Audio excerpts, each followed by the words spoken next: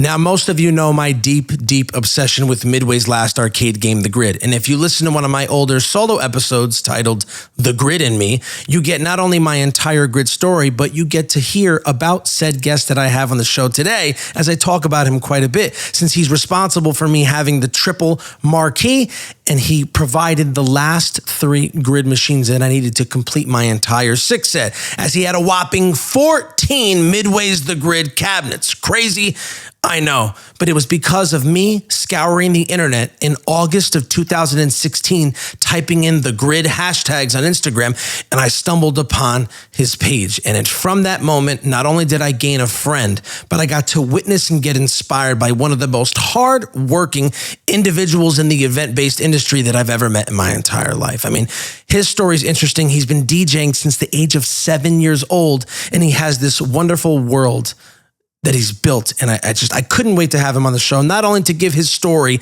in his relationship with The Grid, his relationship with me that we built on The Grid, but also to find out how he got involved in the industry that he's in. And it was incredible to have him on the show. So please, without further ado, welcome my guest, Jonathan Chimento, also known as Johnny Brajo.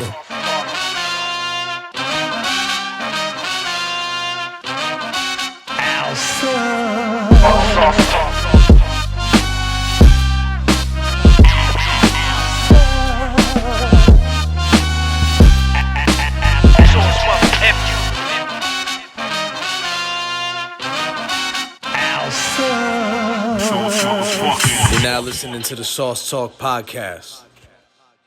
What up, everybody? It's your boy Al Siggity Sauce, and welcome back to the Sauce Talk Podcast. Today, I have a very special guest with us. We've been anticipating this episode for quite a while. You might remember him from the Grid in Me episode. He's the reason I have my other 3 Grid machines that made up the 6. He's also the CEO and owner of Perfect Entertainment, as well as Event. You have many names, so John ton of Chimento. Chimento, he said it right. Yeah, dude, I can't, the CH is a K sound. My last name is Moschetti, but everybody says machete. I always said machete. And like you're machete.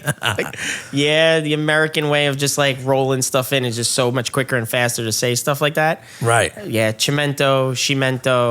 Well, everyone says Chimento. But if I talk to someone Italian, I'll change my accent and be like, oh, what's your name? Where are you from? Chimento. Yeah. And it's just like that. Right, that's the way, yeah. Chimento. Yeah. So thanks for coming, man. No problem. I know you had a crazy, fun-filled day we'll talk about later on in the podcast.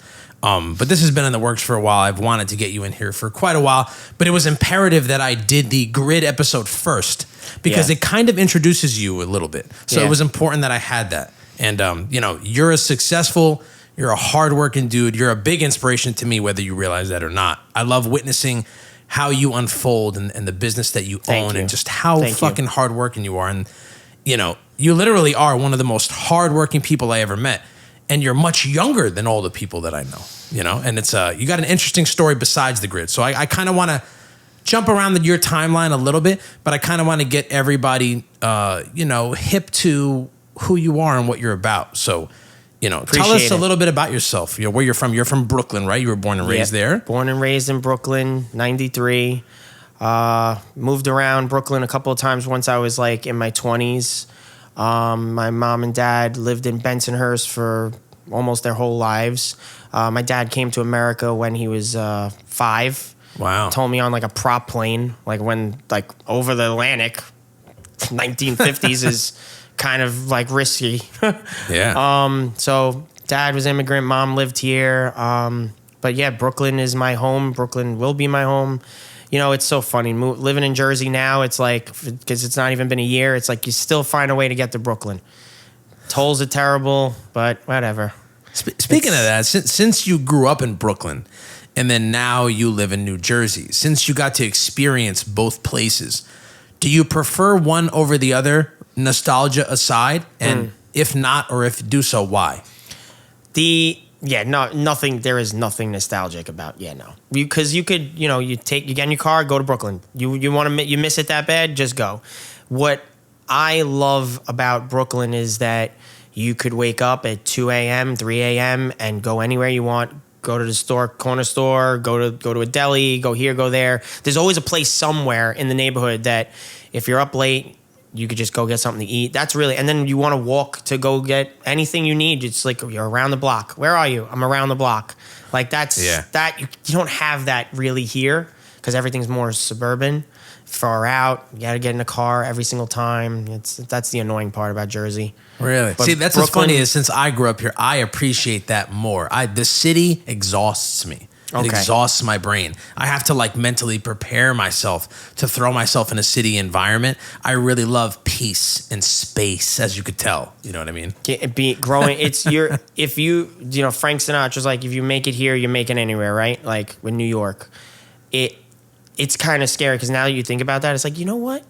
I've had a pretty relaxing life the past. I'm not like the relaxing life, like relaxing time, like the past 7-8 months that I've been primarily in Jersey.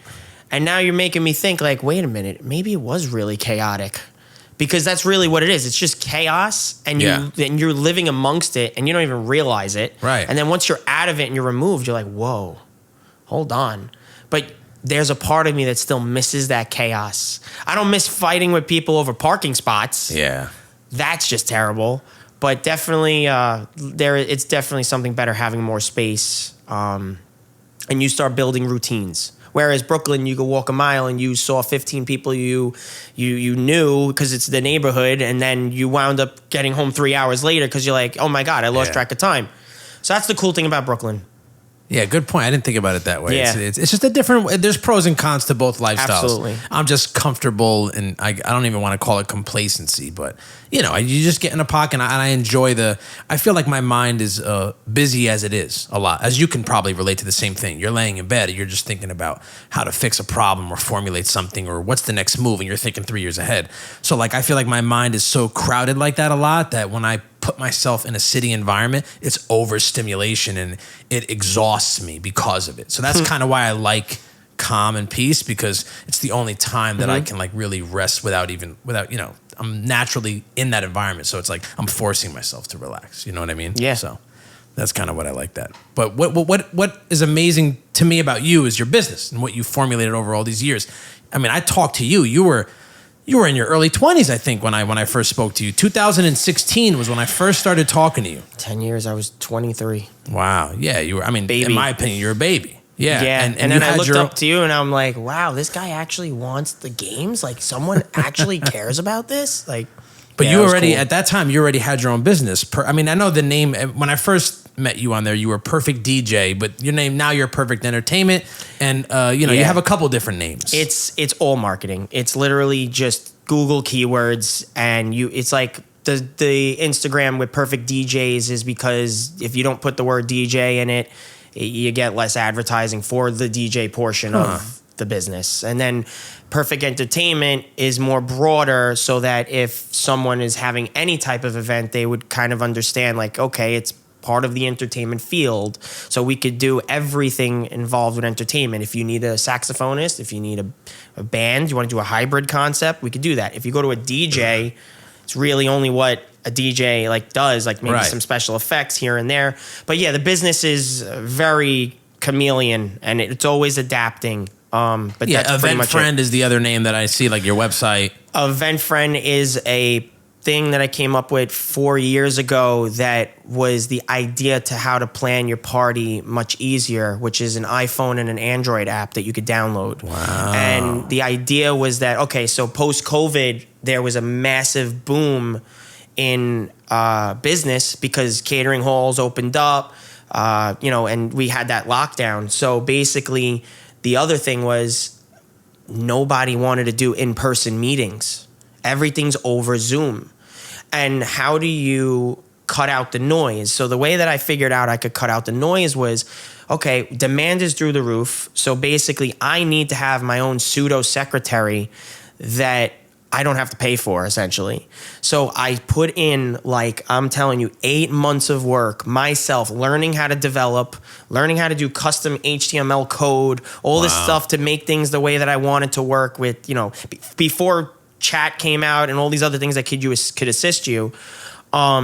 And I put this whole thing together so that anyone could come into the iPhone or Android app and literally sign up for a free account and see every single type of possible service for your event, corporate, private, wedding, whatever. And they get all the pricing, all the pictures, all the videos. The problem with a website is that people click around and they get lost, and then they lose their attention and they don't know where they're going.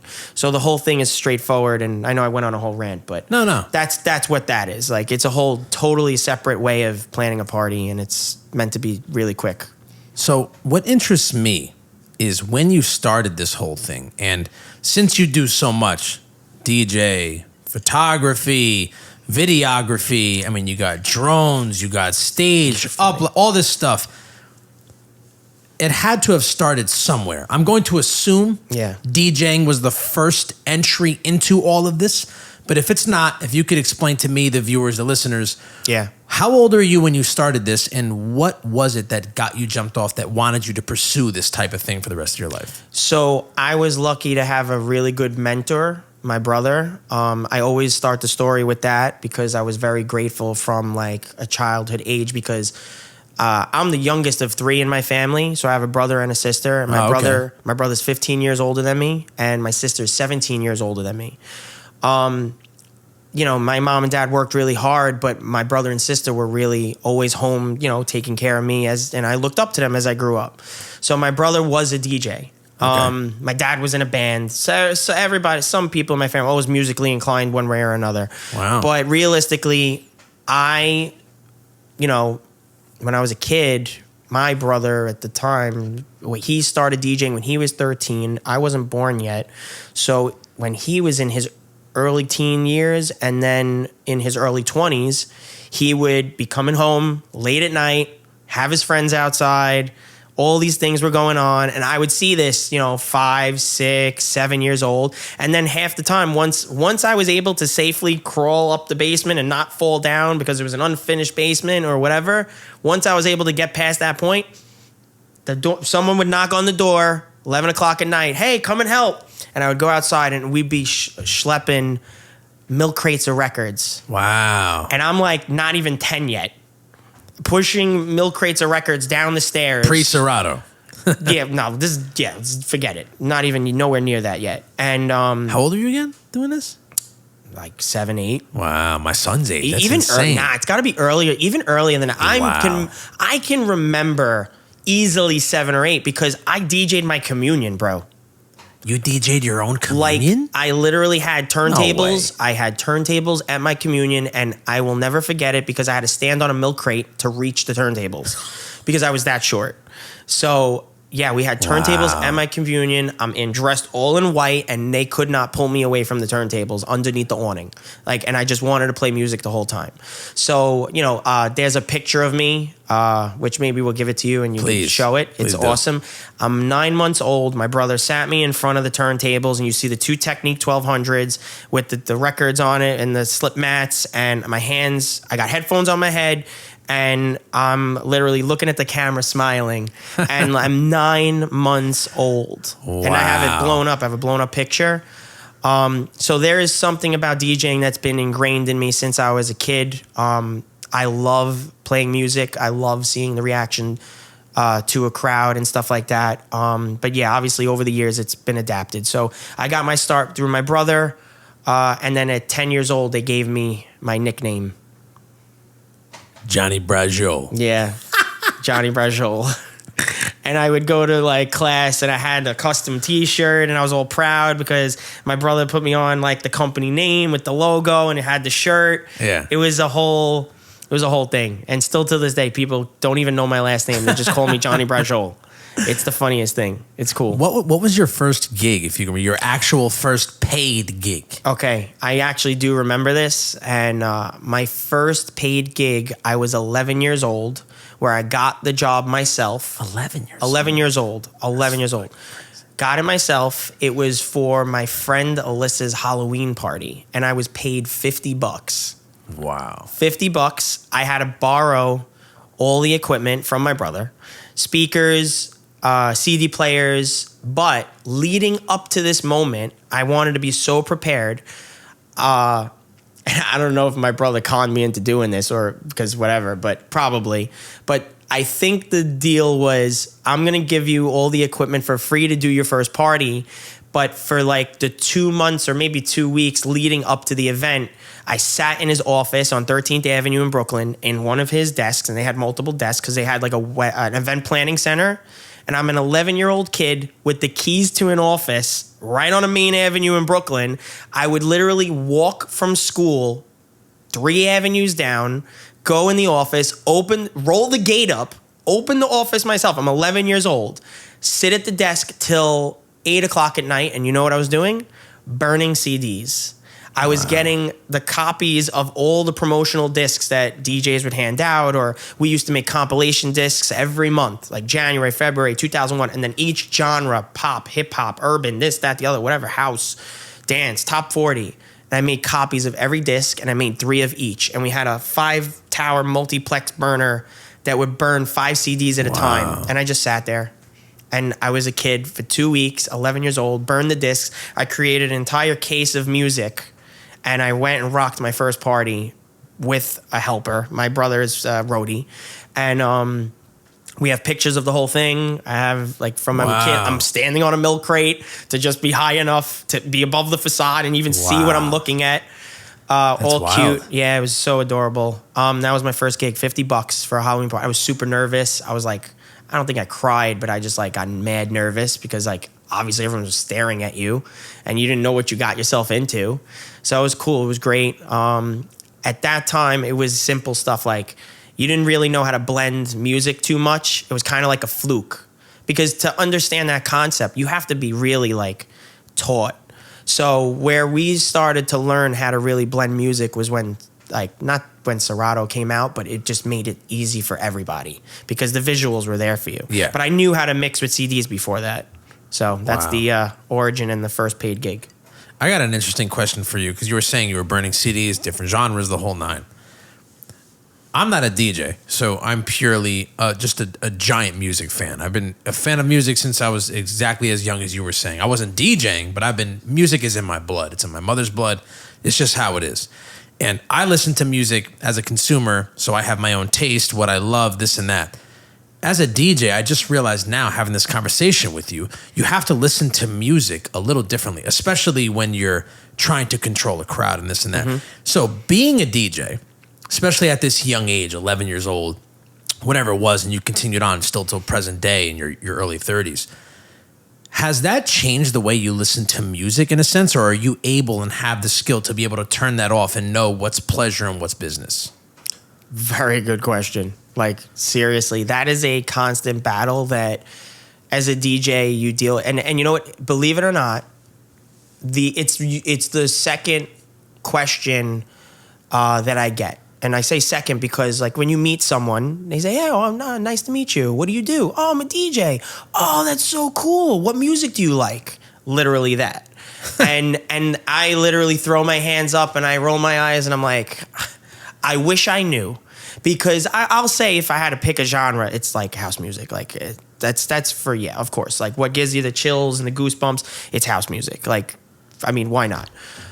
However. I love house. However, when you are doing, what I tell people in response to that question is, "Oh, I'm an open format DJ." And then they look at me like, what the heck does that even mean? And then I go and say, well, when I do an event, I have to do people's requests. So I'll give the sheet of music and they'll write all their requests. And what winds up happening is and you asked, like, you know, how does it really work out for you? The way that it works out for me is this. After doing, dude, it's got to be 5,000 events by now. Wow. It's definitely not 1,000 because it's way more than that.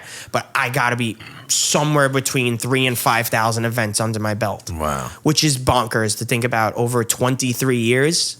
Because that means, like, do you know how many times a weekend? Anyway, we'll get to that later. But my point is like, what you do as a DJ with music being so ingrained and it's literally in your blood for that long, what I've found is that, you know, your favorite song, right? Everybody has a favorite song. I have like 25. And the problem is that through each genre, you'll have a favorite song. And then when you play that genre and you play those songs over and over again, multiple times per weekend, basically like you're gonna where the art comes into all of this is you find out where, how, and when is the best time to play it, so that you, as not to say you're a normal person, just anyone who loves music who doesn't know how to interface with it like I do, when I know I read you right before you even know like what you're gonna experience. Right. So it's like magic. So like I will play songs back to back to back of a certain genre, and I get criticized about this a lot, believe it or not. All of my playlists in Serato, okay, are in number order. And people are like, why do you do that? Doesn't that mean you play the same thing at every party? And I'm like, no, it doesn't. Because I don't play every genre at every single party. You just answered the perfect question. It's like, well, how do you, because every client is different. So I have, over the course of all this time, tried to master every single genre. And I have what I believe is the perfect flow for almost every type of, whether it's hip hop, reggaeton, house music, forget it. I have like 3 house sets, perfect order, and every single party, I've seen it work the same exact way. And the whole point is it's built to either have people sing along, and then you know when you bring it in and you bring it out. And not only, the only set that I have that is the same exact time every single time is disco. And the disco is like, it's like a 15-minute set, and there's breaks where you want to come in and breaks when you want to come bring the next track in and when you want to leave. Right. That's just because disco. If I get real disco lovers, I'll do I could do an hour, 2-hour disco set. But most parties, what happens is nowadays, because we're younger or whatever, so people want to have disco at the party, but they don't want an hour of it. So I have to hit all the hits within 15 minutes. So I'll do the hits, and then we never go back to disco, and then it's Sweet 16. So the kids will party the rest of the night. So that's really how I interact with all the different genres. And I will adjust the playlists how I see, but dude, when you've done this 1,000 times, you know what works and you know what's not going to work. And there's like songs that are like forever hits. Like I could call them out for you if you want, but like Calabria, Danza Kuduro, I Got a Feeling, Rock This Party. Like there are hits that if that doesn't hit on a dance floor, you have a dead party. Right. Like people are just like brain dead. Like do you not know what's playing right now? Like that's our like coded, like, is this going to be a good party or not? And we throw those out there, and when it works, we know what we're dealing with, and then we can adapt our playlist style, the lengths of each individual song. I could go on and on about this. You know what's interesting? As you're talking to me right now, I'm starting to draw parallels. Now, it's not an exact parallel, but I'm drawing parallels to comedy and stand-up. Okay. Because you're talking about reading the crowd and knowing how to control them and knowing what's good and what's not. And it's the same thing as a comedian with certain punchlines and timing, building up and timing. Timing's everything. So it's kind of similar in a way. It's a totally different craft, but a lot of the same, initiative and energy is there. Figuring out what works, what doesn't. And the more you do it, the better you are at it. And especially you're just saying right now, you're talking about experience that you've been doing it. Now you have like this formula that you've created over the years that it's like a shoo-in. Like you've been around many demographics, many different age brackets. So you know exactly what works. And another thing that I thought about when you were speaking is, I didn't think about this. You have a Sweet 16. You're thinking you're just trying to target the 16-year-old audience. But no, they have their parents there, their grandparents. So you're trying to control everybody. And that's a skill, and it's magical. And that's really cool that you were The other silly thing is clients are very different too. So you could have the most easiest client that's like, oh, play for the kids, play for the kids, play for the kids. Don't worry about anybody else. Just play for the kids, play for the kids. And the kids have a great time and the party's good, right? But then those parties, I'll never have someone walk up to the DJ booth and say, oh, you're an amazing DJ. Oh my God, I love it. The parties that happens at is when you're thinking of everything as a whole. And yeah, it's a Sweet 16, but now I have 3 aunts and uncles coming to say, oh my God, that song you played during dinner was my wedding song. Thank you so much. You're such a good DJ. And then they ask for a business card, and then round and round we go. So depending on the type of client you have, that will also hinge on your outcome. You could be the best DJ and have every set 1 through 10 knock it out, knock it out, knock it out. And the party could still suck. You want to know why? Because there are clients that will come to you and say, hey, you're not playing the music on my list, or they'll say to you, or they'll come to the booth on and on and on, like as if you're like doing karaoke. And it's like, oh, we gotta change this. Like, we gotta change this. Not because there's no one on the dance floor or it's not working. It's just, it's not what they want to hear, and they were the ones who paid for the party. So with those clients, it's tough to deal with, because it's like, what are you having a party for if it's not for everyone? Right. You know, a birthday party is where you're like the center of attention, right? But typically someone's throwing the party for you or whatever. You know, it doesn't happen often like that, but that's really the only monkey wrench in the chain that like can screw that up. Yeah. But that's pretty much with that. Yeah, there's many variables, and you're always working on the fly, especially with a situation like that. You gotta please many people. I'm assuming it could be very nerve wracking. It's kind of like, you know, with food, and you're dealing with, you know, you're a restaurateur or something like that. And you're dealing with all these people with all these particular tastes, and I don't like this. It's not cooked right enough. I can't even attempt to think about. I won't even touch that. Terrible. That's too much. One thing I'm interested in, when you first started, how long did it take you to get fully up and running? Because like, since you started DJing, obviously over the years, your equipment would change and you'd learn new skills, learn how to do the uplighting, learn how to do this. So I'm assuming you acquired all of this stuff little by little. So how long do you think it took you to get, obviously things change over the years, but to get just a good solid base where you're up and running? Like, how long would you say that took you? So it took me until I was 18, where I was dead set, dead serious. Like, I'm taking this to the moon. Like, we're going. So from what I would say, so if I got into the industry with my nickname, whatever, when I was 10 years old. My first gig was a year later. And then where the recognition, word of mouth started sharing between friends and this, what happened really where it kicked off was about when I was 14, I want to say, because I became a volunteer in a youth group, local church. And, you know, early 2000s, being a DJ was, I guess, still pretty rare. No social media other than like MySpace. Wow, yeah. So we, you know, if you were a DJ on MySpace, you had to have an artist profile and you put songs up there, whatever. Anyway, long story short, whatever. So DJs, I would like to say, it wasn't like everybody could still just be a DJ. Because I'll tell you this, believe it or not, it's kind of funny now that I think about it. I was 14 when, I DJ'd on Serato before this, but to talk about how to get up and running and whatever, almost all the parties that I did, I didn't even care about making money. It was just, how do I get the stuff that enables me to throw another party, have a good time, do whatever. So that passion is there all in the beginning, and it doesn't leave until, you know, we'll talk about that later, and the struggles with that. But at first it's like, you'll do anything like to get what you need. So I had very nice people that really believed in me. You know, adults were like this pie in the sky type people that really believed in me from the church community, and they would literally pay me in full. A 13-year-old kid, you're paying a 13-year-old kid $350, $400. It was at the time one of the biggest payments I got, and I'm 13 years old, getting paid $350.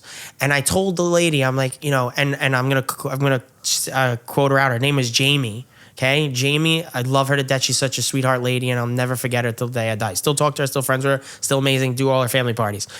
Jamie paid me in full before the job, like, I don't know, maybe a week before or whatever, and I gave the money to my mom, and my brother chipped in another, I think, $200, and I was able to buy my first Serato box.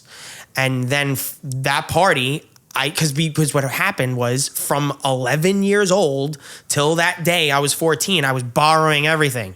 Yeah. And it was getting annoying for my brother because, you know, he's mid-20s or late 20s, and your little brother is like, I need this. So at a certain point, you're like, hey, man, you're like, dude, come on, figure it out already. So that was how I figured it out. Got paid in full, bought the stuff, people loaned money, whatever. And then, you know, We just chiseled it little by little, buy one light, buy this, buy that. I still have the very first light. It's a Derby that I ever bought. No one ever throws their stuff away. If you're a DJ and you buy your first light for some way, somehow, they just find out how to keep it as like a souvenir or something. But stuff like that. It took about till I was 18 years old where we were fully ready to be a professional company, and that's where we came up with the name. Wow, it's remarkable how young you were working and doing this. You just had the drive in you, which leads me to this question. You know, witnessing you, knowing you since 2016, wow, we're pretty, I've known you for a while Which now. is still not, like that was still early phases of Yeah. But just witnessing you from that point forth, I've watched you evolve, and I pay attention to stuff. I know I'm not in your field, but I appreciate any walk of life, any craft. And, you know, I'm kind of a gadget nerd, not like to your level, but I like shit. So I pay attention to what companies you're buying, shit like that, what you know, the new gadgets you're having, the new TV walls you're building and shit. And just to witness your growth and just watch Thank you. how you're always working. It's such an inspiration to me because I'm like, this kid's never made it a fucking excuse in his life. Ever. I've never heard him complain, which you do. Everybody complains, but it's never gotten to me. Yeah. I've watched you just figure out a way and you keep moving forward. And that's such a beautiful thing. What I want to know is where that drive came from. Sometimes it can come from a family member, you witnessing somebody else's grind. So out of my curiosity, where did this stuff come from? You want to go down the rabbit hole? Let's go, baby. Bullying. Really? Bullying. And I know you probably didn't expect that. Bullying. No. It was depression. Depression. Really? Yes. Bro, I could cry right now. It's deep. Bullying and depression, because when you're so passionate and you're so young and you don't realize what you even have, like, you don't, they call kids like gifted. I'm not saying I'm gifted, dude. I'm like mad stupid when it comes to chemistry. I'm not a gifted child when it comes to like school, because whatever. But my point is like when someone is gifted, let's just say, in whatever it is, you could be the best Rubik's Cube guy. You could be the best at painting. You could be the best whatever. There's usually someone above you, a mentor, that will see that gift or talent and put you down the right path and coach you to be the best that you could be. And you're going to look up to that someone. For some people, it's their dad. For some people, it's their mom. Right. A family member, just like how you mentioned. So mine was obviously my brother was my mentor. But the issue for me was the disconnect of having brothers and sisters that were so older than me and then parents that were even older. I never, when there is nothing crazy going on, I never felt this engagement to discuss or share with what I was going through. So I felt alone a lot, like at home. And what do you do when you're home alone? You're playing, well, then we had Game Boy and Nintendo and the technology and electronics. And that's really where like I got involved with becoming this like brainiac with like technology. So what happens? You go to school, you got your head in the phone, well, with Game Boy or a computer, you're a nerd. So what do people do? They pick on nerds. And then then you spend this like, people call you names and you're trying to work your way or navigate your way around it and say, oh no, I'm this, I'm that, I do this and do that. And then what amplifies that, you ready for this? What amplifies it? So you get the stigma of being a nerd and you're not cool and you're, in your head, this, that, the other, you look weird or you're whatever. And then you're a DJ and you're actually in a different circle, really cool, really popular. You make money, you meet people, you're going places, you're doing all these things. So I had both opposite ends of where you have people that put you down that are like, yeah, you're just not cool. And then you have the coolness at the same time because you want to feel like cool. Everybody wants to be cool one way or another. Right. And you have that part of both ends of the spectrum. And then you have the people that envy you or are jealous that try to pull you down from where you really actually are. So if you're young, what typically happens? If you don't have a good self-esteem, you go straight into depression and you fall hard like a rock. And there's, and here's the deal. Going through the church and in the youth groups and family members as well. Like you see, if you use your own eyes and look at what goes on with other people and you use their lives as an example of how to act, meaning like, hey, lady crossed the street and was jaywalking, got hit by a car. Maybe I shouldn't jaywalk. Simple, common sense little things is what I applied to my life to ensure that there was the least possible chance of failure in several different aspects. So that was how the formula for me as a kid boosted me to keep pushing and keep working and make sure that I didn't go the other way, which is where everybody wants you to be when they're, pushing you down, jealous, talking bad about you. But that was literally where the work drive came from, because it was either do it and don't complain and push forward. Wow. And the beautiful thing about this was I saw how beautiful my brother's life was. I saw all the things that other DJs had. And although it can be materialistic somewhat, the materials wasn't what I was focused on. It was just the sole fact of like, if you want to laugh now, 33 years old, I do this for the food. I literally do this. Yes, I love that you're smiling and you're dancing on the dance floor. Just give me cocktail hour. Just give me cocktail hour. I want the fucking cutting table. Give me the filet mignon. Let me take the picture, post it. I'm good. Now I'm just chilling and it's all about the food, bro. So it's so funny because that's really a big driver. Like it's just fun. Yeah. So, it turns to be, everyone's like, oh, I'm so passionate. I do this because I love it. Dude, we do what we got to do. Every human, like I think people do what they got to do that are successful because you have to at first. And then I think it flips the other way around because you want to. Right. And then you really, really hone in on what you want to do as you get older. And I always looked up to people that were older than me. And I looked at what they did and I said, okay, don't do this, don't do this, don't do this. Try to emulate that. And then, okay, they did this. I'm going to try to take it to the next level. And then the result is like, okay, so the last thing I'll say, and then is like, if you shoot for the moon, like we know, like you're not getting to the moon. Like I can't afford rocket money, buy my own SpaceX ticket. Like that's not happening. Right. But if I buy 35 Teslas, maybe I'll meet Elon Musk one day. Like I'm kidding. Like I'm just saying, like, if you put effort into something, of course, it could turn out better than just sitting at home doing nothing. So that's really where the whole drive comes from. Manifestation is huge, dude. Like, dude, I've been manifesting a lot of the shit I do my whole life. Like, I this could game just say is another manifesting, thing. But I give you a whole story. This game is another thing. We're gonna get into the game later, but I've manifested all of this. It's all about positive energy and just thinking forward. That's amazing though to hear that was, a major catalyst. But I know bullying was a big form of it and this and that, but it's also who you are. Just your core. You're very strong and you are smart, whether you don't want to call yourself smart or not. To me, the book smart thing doesn't really matter. It's life smart. It's part of common it. You sense. got to know math. I mean, to an extent. But the fact that don't talk to me about the Pythagorean theorem. Like I'm not building a house. Continue. No, but what's going to make you survive in life is those instincts, and you had them. You were able to be smart enough to observe those around you and pick apart what was good, what was going to elevate you and move you forward in life, and what was going to drop you. And you were like, okay, let me throw that away. Yeah. And that's intelligence that you were born with. That's not something, I mean, obviously you crafted it, you fine-tuned it as you got older, but that's something that's within you. You know what I mean? So you just naturally, you gravitated towards that. And luckily, so how much is this therapy session? It seems that all these pods just turn into that. It just happens, but it's good for you. It's healthy, man. One question I have is, do you think that growing up in Brooklyn has contributed to your level of hustle and work ethic at all? Yeah, because everyone's just, the attitude is like, I got to worry about me. I got to be on the defense all the time.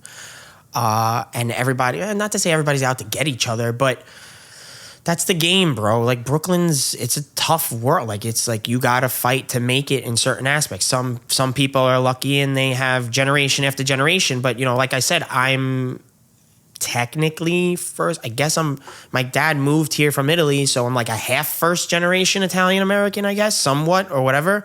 Because I was the first one born here from my family other than my mother, but my dad wasn't. So I guess whatever you want to call it. So there's struggles in that in every race, ethnicity. Like when you're the first of something somewhere, like it's not going to be easy. No. There are people that I know that have families that have been here for 4 generations, and they are like, and then it's not all sunshine and rainbows, but Brooklyn, definitely defense, fighting for your life. Like just literally, it's all a part of it. You just have to get up and push your way through. And if you don't, you're going to sink, and that's it. Right. So I'm going to come back to the company talk because I'm still very interested in the minute details of Perfect Entertainment, but I wanna talk about how we met and the grid, which is one of the most important things to both of us. So to the viewers and listeners out there, how I met John was I've always been a big fan of the grid. You could listen to my The Grid in Me episode or watch it. I'm not going to dive too much into my personal experience. This is an episode with John, but I started buying, before I owned my own machines, I started buying grid memorabilia or just, PCBs or chips from the PCB just to have, because I knew one day I would own just the pieces grid. of it? I knew it. One time, there's hilarious. I bought two 1.2 I want a chips. Lamborghini so bad, I'm just going to buy a tire. Continue. That's basically the same thing. I should do that as a joke. Okay, continue. I'm sorry. Go. But that's what I did. I remember I saw like version 1.2 chips on eBay. So I just bought them because I knew one day I'm going to have them. And then one day I bought a PCB that wasn't working. And I knew one day I'm going to own them. And, as I started doing that in the year 2016, I started getting hip to just searching hashtags. So I'm like, let me just look hashtags for the grid. And I came across and I forget what exact, it was August of 2016. I'm looking and I find your Perfect DJs, whatever your name was back then. Back then, but I used that as my personal back then. Because, exactly. Yeah. You didn't have the Johnny Brothers roll back then. No. Exactly. So I found that, and I came across a post which I'm gonna probably show on this podcast. And it was a grid machine, a single cabinet with no topper on it. You had the topper off. And it was fired up, and it was like you were about to play it. And I was like, holy shit. Somebody else, the grid. So anybody that shows the grid, I have to talk to them. So that's how you and I started a dialogue. And right away, you started talking to me. You were telling me, you were offering to sell them to me. And it got to the point where at a certain time that we were speaking, you told me you had 14 machines. And not only did I think you were full of shit, I was like, it just didn't make any logical sense for somebody to not only own the grid, but to have 14 of them. So that was intriguing enough. And I was like, I don't want to say he's lying because I can't prove it that he's lying, but this kind of sounds like bullshit. So that's how John and I started talking. But more importantly, one thing that stuck out to me when I met you that time and you spoke to me, you told me the first time you played the grid was when you were in 2nd grade. Yeah. And that threw me for a loop. Yeah. Because I played it in high school for the first time. So if you played it, I'm like, man, not only is he that much younger than me. I could barely have seen the screen. Yeah. I was. So that throws me. My head was literally. Yeah. Like my head was here and I'm playing like this. Like putting my hands above my head like I'm boxing. Like whatever. So immediately that sprung stuff to me. When I knew I was going to record you today, I'm like, man, I'm trying to think in your mindset as a second grader. I want to know, because I know what my experience was like when I first glanced at a 3 set and got to play. What was it like for you to discover the grid and play it for the first time? Could you recall back on that 2nd grade moment in detail for me, and let me know what that was like for your introduction to the game? So locally, I don't know the story behind like how arcade game companies work. Like not the manufacturer, but let's just say you own amusements and like you just sell them, I guess. Like the distribution organization or whatever. I don't know the story of how that happened, but when I was a kid, the grid was in a lot of different places, like local, not a library, but like movie theaters, arcade places. I mean, obviously an arcade. We had back then, where was that place in Sheepshead Bay? Funtime USA. Yo, I remember that place. Do you know that? Remember that place? I never went, but I know of it. Funtime USA was like, oh, forget it. I still have the golden coins. So this game was ubiquitous, I would believe, because I mean it was pretty much it was the time that it came out. So as a 7-year-old that barely had any video games at home and saw this, it draws attack. It attracts you. You get drawn to it. So my first interaction that I remember is my grandfather used to always babysit me, I think, on weekends when I was younger. And he would always find the time to take me to the park, take me to the movies, go to a bus ride, take a walk, whatever. And this was part of the formula. We would go to see the movie, and I would beg my grandfather, Pop, the movie starts at like 6:30. Can we get there at like 5? And he's like, why do you want to get to the movies at 5 o'clock? Because I want to play the game. And this would be there prominently. And they had two. And then what would happen is you're single playing the solo version of the game. Someone jumps in, and it's like a kid that's twice your size and completely obliterates you because you're a 7-year-old child. So that was my first interaction with it. Wow. Second grade is weird because like I said, I discovered it later. I was already a teenager in high school, and I know that would have hit differently for me because I still remember games when I was in second grade and stuff. So it was cool that your introduction was at a much younger age than me, and it was cool to just know that. I was like, wow, this is like a totally different experience. So I was really curious about your experience. Yeah, it was the first arcade game I could ever remember playing. Wow. Ever. Not a video game. The first arcade game, stand-up thing. Pac-Man was lame. Pac-Man was not enough for me. I was 5 years old taking apart computers. This being the first 3D third-person video game that is quick and so on and so like that was mind-blowing technology for the time, for the year 2000. It was ahead of its time. Unheard for of. Sure. This is like, I watch these kids play Fortnite now. Yeah. This is Fortnite before Fortnite happened. Like, where have you been 20 years? Yeah. Like, it came out, it was ahead of its time. It truly was. It was just those guys, Ed Boon and those people, which I love Ed. I'm fortunate enough to know him personally. He's just a phenomenal human being. You'll get him on a podcast. One day. You will. But it's we'll just make it happen. to hear his perspective and just to see like this game was made with love. Literally. He was burnt out from doing Mortal Kombat games. And when he made this, he enjoyed it. That's why he has such a soft spot for this game, and it's incredible. But from that moment when you played this when you were in second grade, how the hell did you end up with 14 of them? And when did you get your first one? So the whole thing so to give you the backstory of how I found them over time, and this doesn't work anymore. So if you try to do what I'm about to tell you, say it does not work. Back in 2011, there used to be the website's still there, but again, it doesn't work. So don't try it. Search Tempest was a website that indexed Google searching over Google and Craigslist and whatever. So like before Facebook Marketplace, there was Craigslist, right? Right. And eBay's been around forever, but eBay is eBay, whatever. So here's the trick.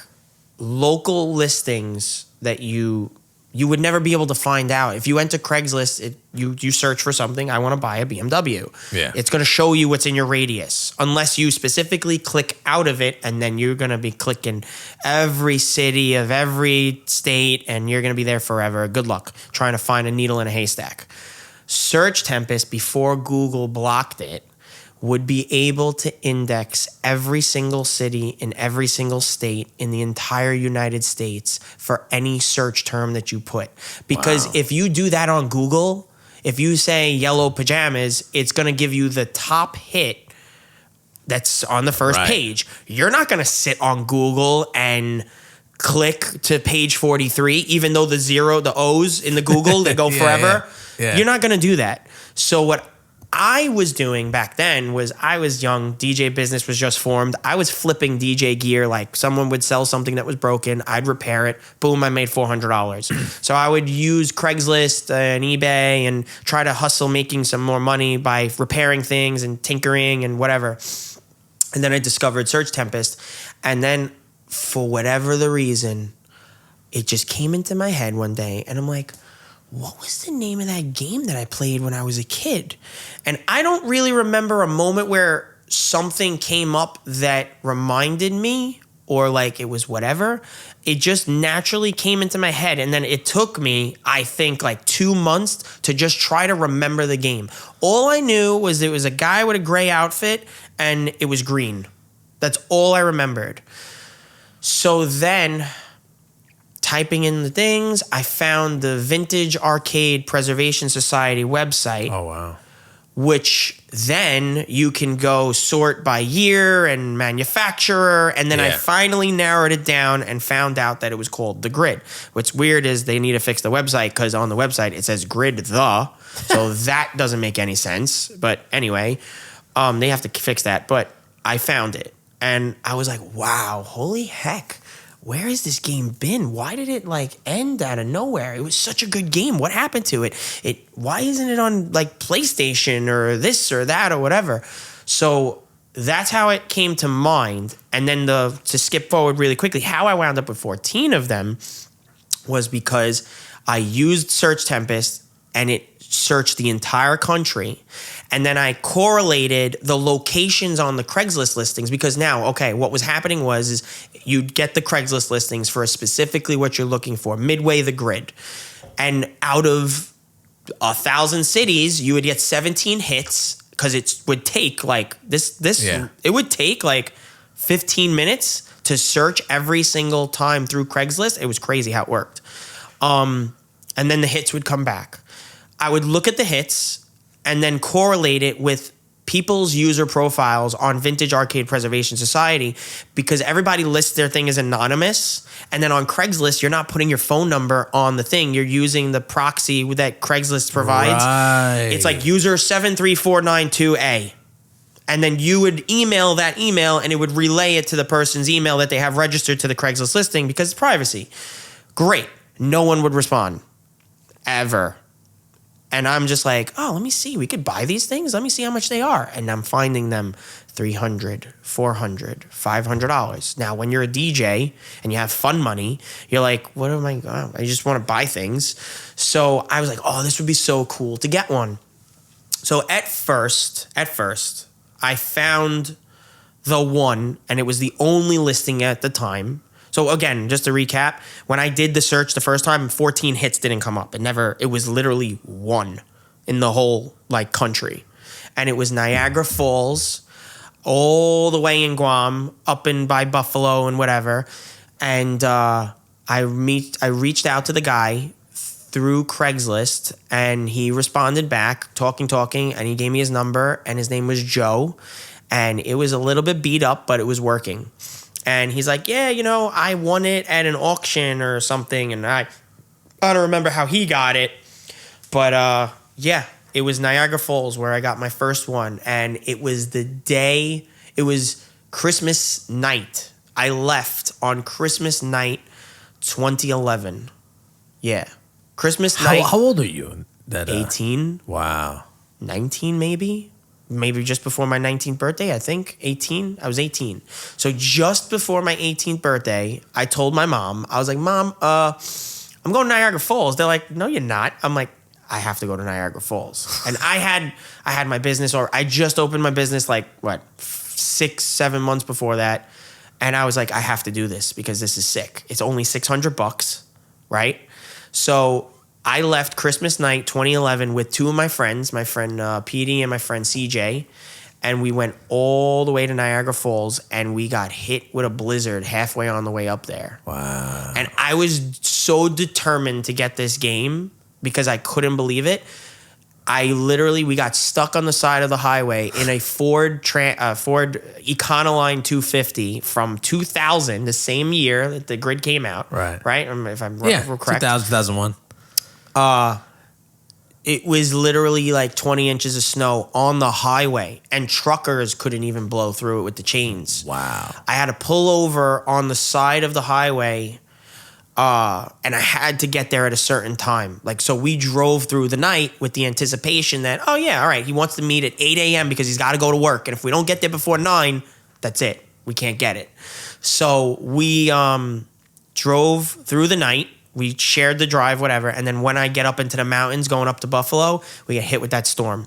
And we got stuck on the side of the road. The van couldn't get out of the snow. And so we're like, all right, we're stuck. So we left the van idling with the hazards on the side of the interstate, which you're not supposed to do. Like, I'm on the shoulder at 3 a.m. and we got woken up by a trooper at 6 a.m. when it was light up. Okay. Wow. And they're like, you got to get out of here, guys. Like, license, registration. What are you doing here? Why are you on the side of the road? And I told him, I was like, oh, we got stuck. It was too bad to drive. And then we all fell asleep and whatever. And they let us, he's like, all right, I'm going to nudge you. And he took the pusher bar and nudged us from the shoulder and he sent us on our way. And he's like, I don't care what the road looks like. You got to get off at the next exit. And I'm like, oh, okay, if you're going to push me, fine. He pushed us. We got through this much snow.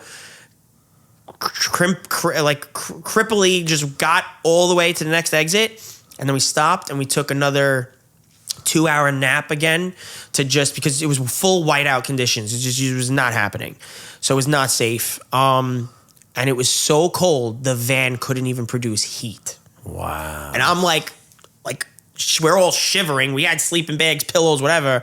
But through 3 of us, whiteout conditions, and then all of a sudden, snowstorm stops, whiteout goes away, and it's like, I don't know, 7:45 or something. And I'm texting him like, yo, I'm going to be late. Is this a problem? Can I still have it? Whatever. I'm like still 3 hours away. Like, what can we do? He's like, all right, don't worry. Just meet me after my job, whatever I work. Meet me at my house like 3 o'clock. I'm like, okay. So we were like, yeah, we're not going to kill ourselves. So let's get a hotel. We'll stay for the day or whatever. We'll figure out what to do. Niagara Falls. We went to go see Niagara Falls during the day. It was fine weather, freezing cold though. And we made a trip out of it. And then I met up with the guy, played the game, blew my mind. We threw it in the back. Like, we just had moving blankets and it was so heavy, and we just like heaved it into the back of the van, and I turned around and started going home. And we were fine going home. But it was just, Wow. What a story. So that first one is nuts, because that's the one you'll never forget. No. How was the condition of it? Was it okay? Did it have a marquee? Was it all right? Nothing on top. It's probably in this room right now. Yeah, it's definitely. Well, these are the 3. The one next to you are the ones that I bought from Dan. you. Oh, that was the one that Dan got? has the original. Dan has the original one. That's right. I don't know specific. Yeah, Dan has the original. Because remember, he had my player profile, and he extracted the data from it. But I don't know, jumbled up. I don't know. We figured it out. Whatever. But yes, what'd you say again? I'm lost. I'm so like, what'd you say?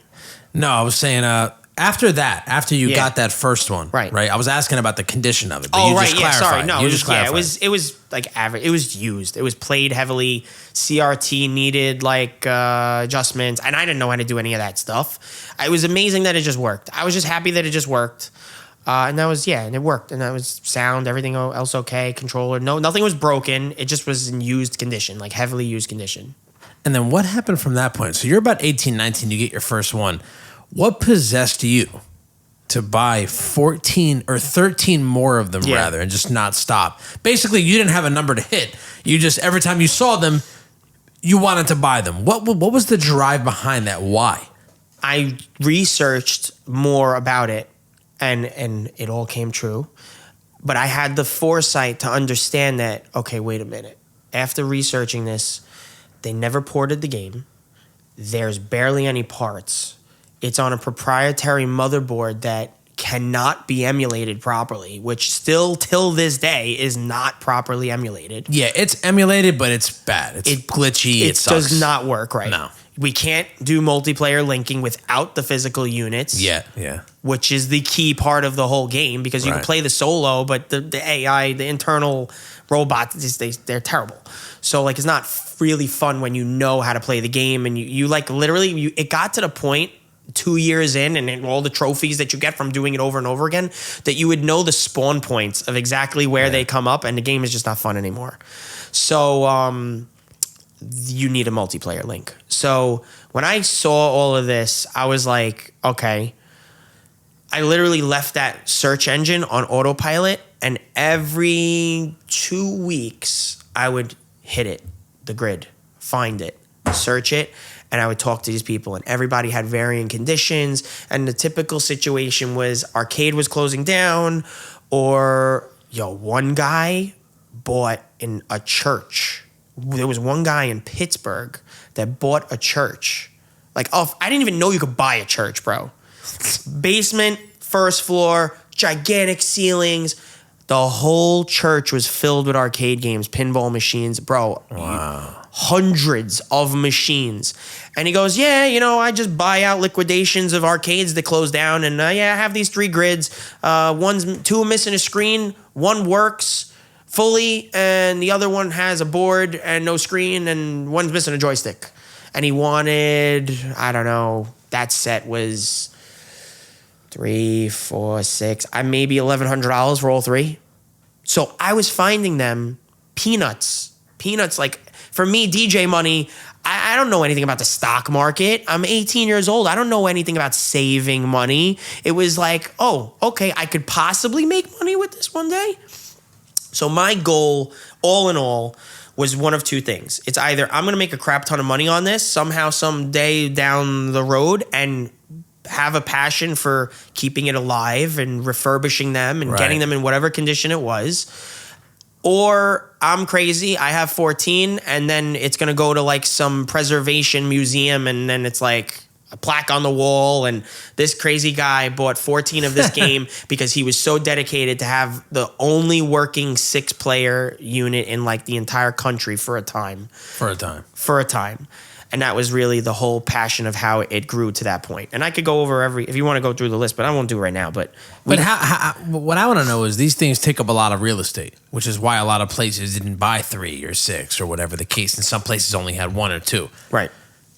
At such a young age, 18, 19, 20, 21, 22, whatever the case may be, how did you have storage for this at all? How? So business was good, and we always already needed warehouse space for DJ gear, and I had multiple garages and storage units. I had 2 storage units, and my parents' garage that they let me rent from when I was a kid. I was paying rent before I was even having my company. Wow. Shout out, Mom. Thanks. And I had the space. It wasn't like one location in Brooklyn, because you could never really have one locate. Like, you would not have the space in Brooklyn. But when it was all fragmented at a couple of times. Like, there was 3 here, 2 there, 5 here, 1 here, whatever.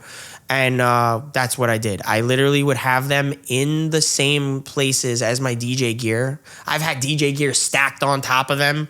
Like, I put blankets on everything to try to stop stuff from scratching and whatever. But it was so much fun, because we would come back at 3 o'clock in the morning, and we would want to go to the diner, or we would go to the diner and then come back, and nobody wants to go home, and we're all young, and we just boom, turn them on and play for hours. And I had them linked, and it was just so much fun, dude. Wow. It was really cool. I had printouts of everybody's codes of like their user.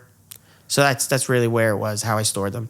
That's fucking incredible, man. Especially, how much money were you making those days? I mean, you don't have to get like technical, but to be able to just at your disposal buy this stuff without having to worry. You were making a significant amount of money at a young age. So your DJ business must have been, fruitful. My grandfather taught me, he's like, dude, well, he didn't talk like that. He's like, Johnny, you have to do the right thing and put your business on the books. And you have to keep your receipts, and you have to do this, and you have to do that. So when I started my business, my first year in business, we did like $15,000. And as an 18-year-old kid, I was still in high school. And I'll tell you what really did it. I was very, very lucky that there was no DJ in my whole high school. So I was the school DJ from 2007 till this day. I still DJ events at my high school, which is an amazing honor. And we just did their prom last week. So the school itself paid me so much money my senior year that at least 1 year of my entire high school tuition was paid for by them. Wow. In work that they gave me. Wow. Money like that for an 18-year-old kid it's crazy. Is crazy. So very, very blessed, and it was a lot of work, but that was the thing. It was like my kid, you know what young kids do. You're under 21. What are they doing? They're still drinking. Yeah. What are they doing? They're drinking in parks. I'm not drinking in parks because I was literally plucked, and I said, and those mentors, people around me, whatever. Why would I be drinking in a park when I could do a wedding and have the coolest brother, friend, cousin, this, whatever in the industry? My cousin's a DJ, whatever. Right. And they're like, Johnny, yo, take the Jack and Coke. Don't say nothing. Shh.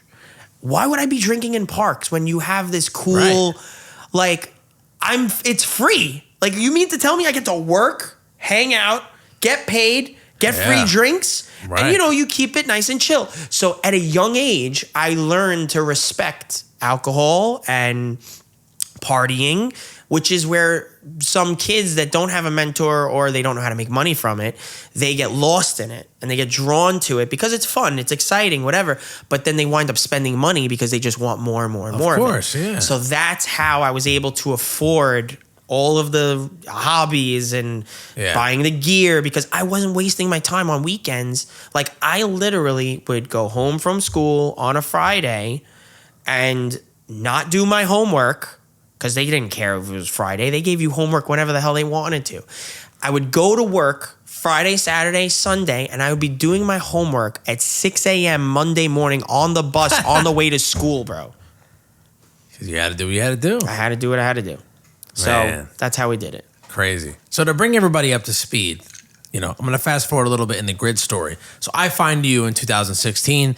You and I started having a dialogue. You tell me that you have these machines. You'd sell me some because that was my goal. Was I wanted to buy some to have. But I was getting married the following year. I got married in September of 2017. So I met you in basically a little more than a year prior. So I was like, I remember telling you I'm going to get married. I need to save my money. After that, I'll plan to buy some. And, hopefully I'll have a house by then, this and that. So funny. So I saved all my money. Me and my wife, we basically paid for the wedding ourselves with a little help from my dad and her mom. Just a little bit, And we got married. I got this house in 2018. The whole thing, and just, and I had my kid in 2019. It snowballed. So the next year, in 2017, like I said, if you're not going to listen to the Grid and Me episode, I'll just bring you up to speed now. 2017, it was actually December of 2016 on eBay, 2 machines popped up for sale. And there was these 2 right here. And I got them for $1,000 for both of them. For both? Yeah. So $500 each. They needed a little work, but was it functional or they needed work? They worked. They were, but the link cables were a little fucked. The actual Firewire ports were a little janky, so that's a whole other story. I always had problems with those. I'm not going to dive into that story. That's not for that. It's not time for that. But I got these 2 on there in that year. So then I talked to you. I needed more. You can't have fun with these unless you have really 3. 2 is okay, but it's not the same. You need a minimum of 3. Mm-hmm. And the only amount that I've played on growing up was 3 of them. It was a triple topper and this and that. So you and I had a dialogue, and I'm sure you thought I was bullshitting you half the time because I was kind of like, I want to buy them, but I don't. We were kind of going back and forth. It's like I had the money, I didn't. You were so annoying, Al. I was trying to buy a house, I wasn't. I was very conflicted. I'm not gonna lie, I was so annoyed. I literally named you on my contacts in my phone. Like, I didn't call you crazy guy, but I was like some guy, Al, who wants to buy the grids. Actually, it literally, I didn't change it.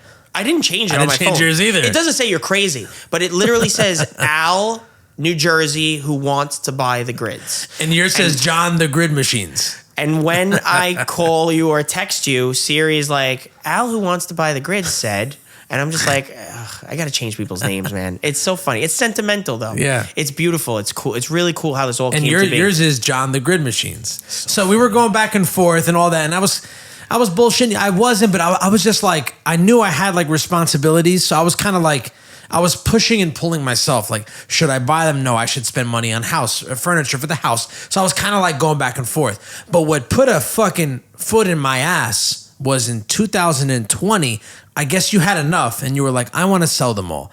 And I stalked the internet and I saw that you put up all of them on Facebook Marketplace. The whole thing. And I had a heart attack. That's when I messaged you right away. Yeah, what the fuck are you doing? You freaked. It went crazy. Everybody was in your inbox.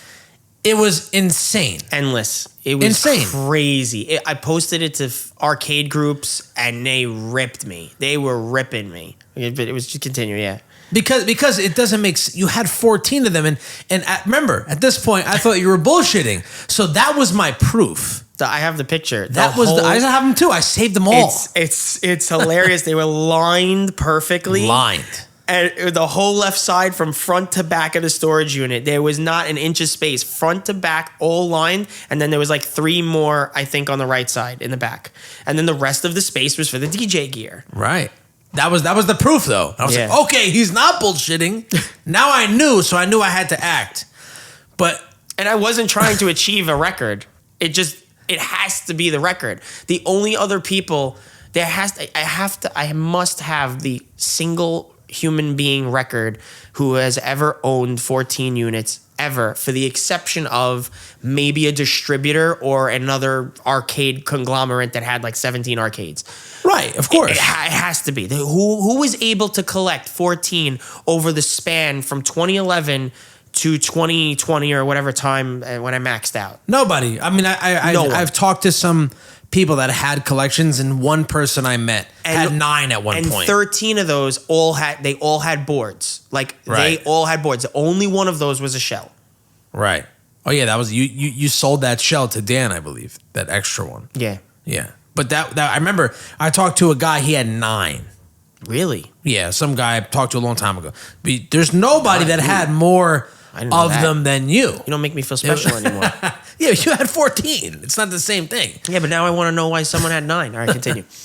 But it was insane. So I remember I panicked. People were messaging you, and I remember vividly telling you, like, listen, hold 3. Don't let him go. I need 3. I just need 3. Hold them for me. Hold them for me, please, dude. Are you okay? You gonna hold them? I can get you a deposit. This guy on Facebook. But it wasn't even that. It was also that, like, I felt like those need to go in places they belong. So I had my friend Dan in Chicago. He had one cabinet. You're skipping too quick right now. Hold that thought. But you don't want to, we got to tell you guys how long Al haggled me. You haggled me for 2 years, bro. Almost. Because I was building it up. That was 1 year. I was building it up, and you were just like, how is he doing this? How is he doing this? You were haggling me so hard, and I had a number. I had a hard number that I was set at. You did. And I said, it cannot be beneath this, because the average of how much it costed me to get to that point, because you got to realize, you picked up those 2 for $1,000. Okay, on eBay. Was it local? No, of course not. You got to get shipping and all that. You paid for the shipping. Yeah, on top or no? On top. Okay. Do that 14 times. Yeah, of course. It was killer. It was killer between freighting it from Florida, the U-Hauls. I paid my friends to come with me on trips. I paid for hotels. I did all this stuff that I put heart and soul, time and money. First of all, nobody factors their own time, which is the sad part, because time is money. But you push that to the side. But this actual tangible investment that I put into this to achieve that goal. Right. And I said, if I get that number, I achieved my goal, and I achieved I accomplished, I satisfied the profit aspect, and then I really wanted it to go to a home, and you were the man to put that whole thing together. Right, I did. And the thing is while I was negotiating with you, the third machine, the one that's on the other side of the 2 that I originally purchased, I came across in New Mexico. I found the guy on OfferUp. And he had one. Had the topper, full single unit, just like that. But the sides were painted black. And he didn't know if the artwork was still preserved underneath, because people did that. A lot of arcade operators, they would just paint the side of the artwork and just slam it in the middle of something, right? They did that a lot. They would convert sometimes. But anyway, this arcade operator that he bought it off of painted the sides completely black. So I found out going through, internet, rabbit holes, that was kind of common practice. So he says, look, the original artwork might be preserved underneath. I don't have time to find out if it is, but if you want it, it's $800 and we'll get it shipped to you whenever. So while I was negotiating with you, I was like, you know what? He's got the third. Let me grab my third one. So I bought it off him, and it came here, and I documented the whole process. I found out that you could use Citrus Strip, which is this orange chemical gel-like base. And what you do is you paste it on the side of where the paint is, and it strips the paint right off the vinyl. So if the original artwork is underneath, you will preserve it. So I documented this whole thing on my Instagram stories, and I put it right in the middle here, and I lightly did the citrus strip, let it dry for a little bit, peel it off, scraped it off with a plastic chisel. You're like and an shit. archaeologist for Dude, I arcade swear to games, God, bro. dude, That's crazy. And the way it came out, the artwork was perfect underneath. So it was preserved it. exactly what he thought. That it was just an Bro. arcade operator that painted regular black paint on top, and I was able to delicately remove it because the vinyl sticker on the side is glossy. So if you Okay. paint on top, if you do the citrus strip and don't let it sit too long and scrape it, you can preserve it. Would that only work if it was a water-based paint or an oil-based paint, or it doesn't matter? It might not matter, but I can't answer that technically. I don't know. It doesn't matter right but now. Whatever I'm just he curious. painted it with, I was able to. And if you look at the other side of that third one, they were both perfect. That's incredible. Yeah, so that's crazy effort, bro. So I found that third one, and that was when I wanted the triple topper. And so before I got these other three from you, if you remember, I came and bought the triple topper. Yeah.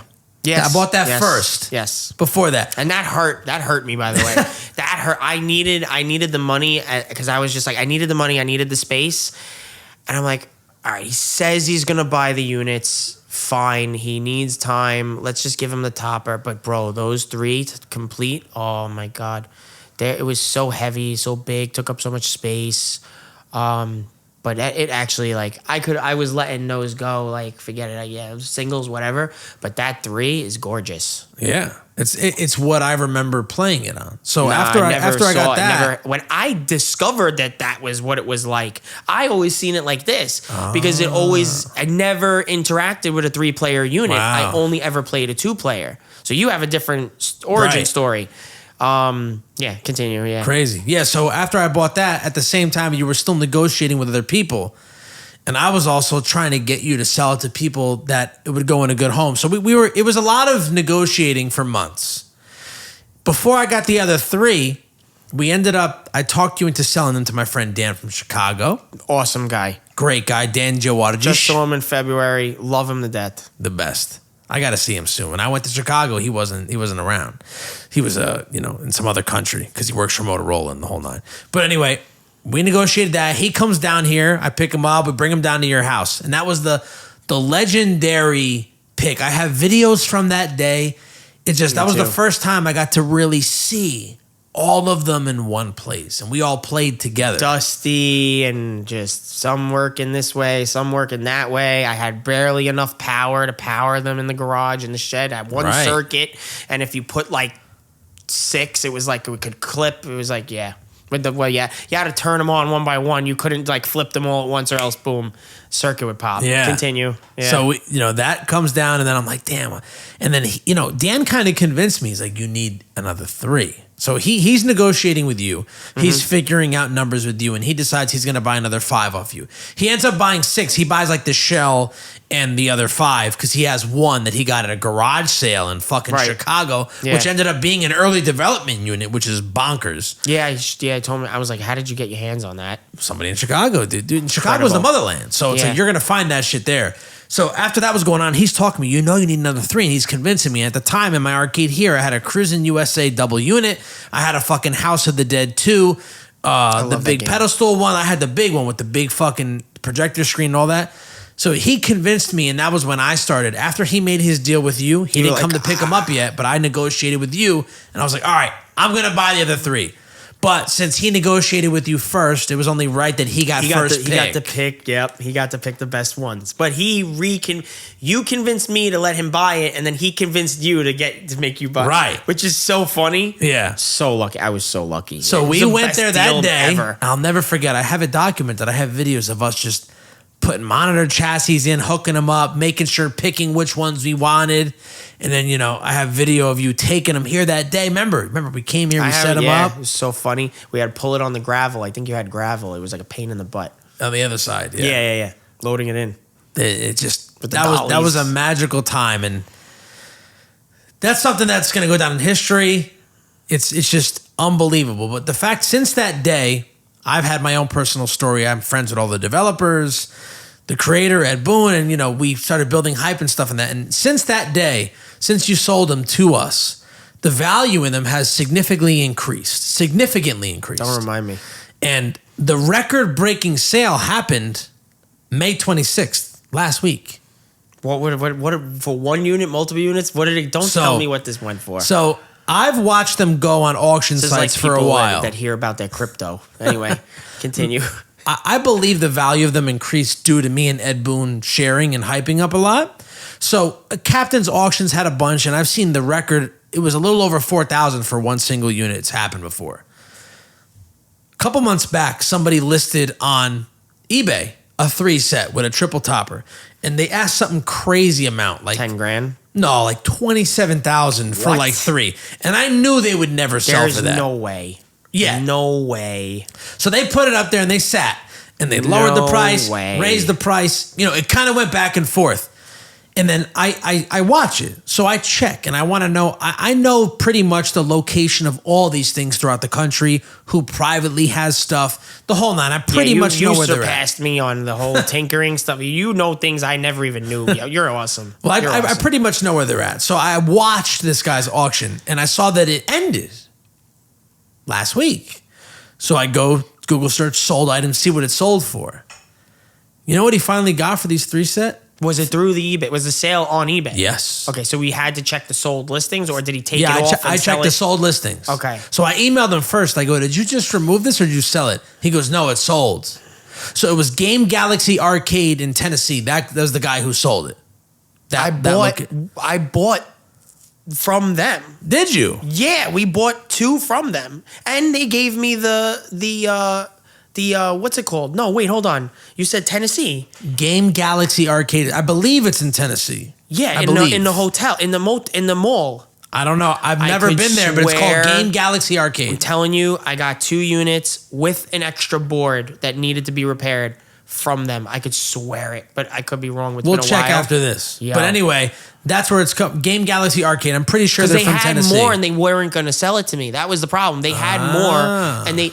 Yeah, so they had 6. They left. They had 3 there that were working. That's absolutely them, because they sold the 2 because they couldn't have the other 3-person unit. So they had 2.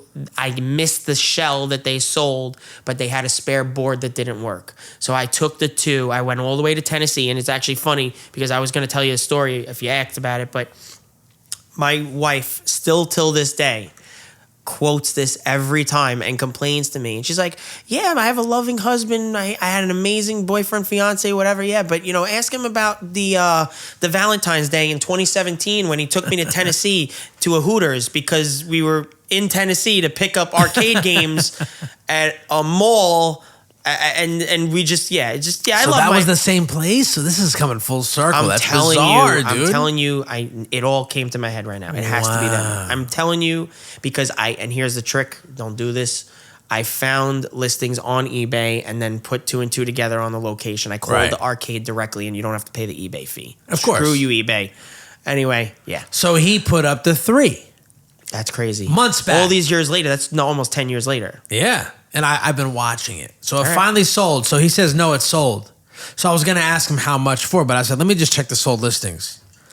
Sold for 20 grand. $15K. Okay. With $2,200 to ship, which it doesn't cost that much to ship those 3.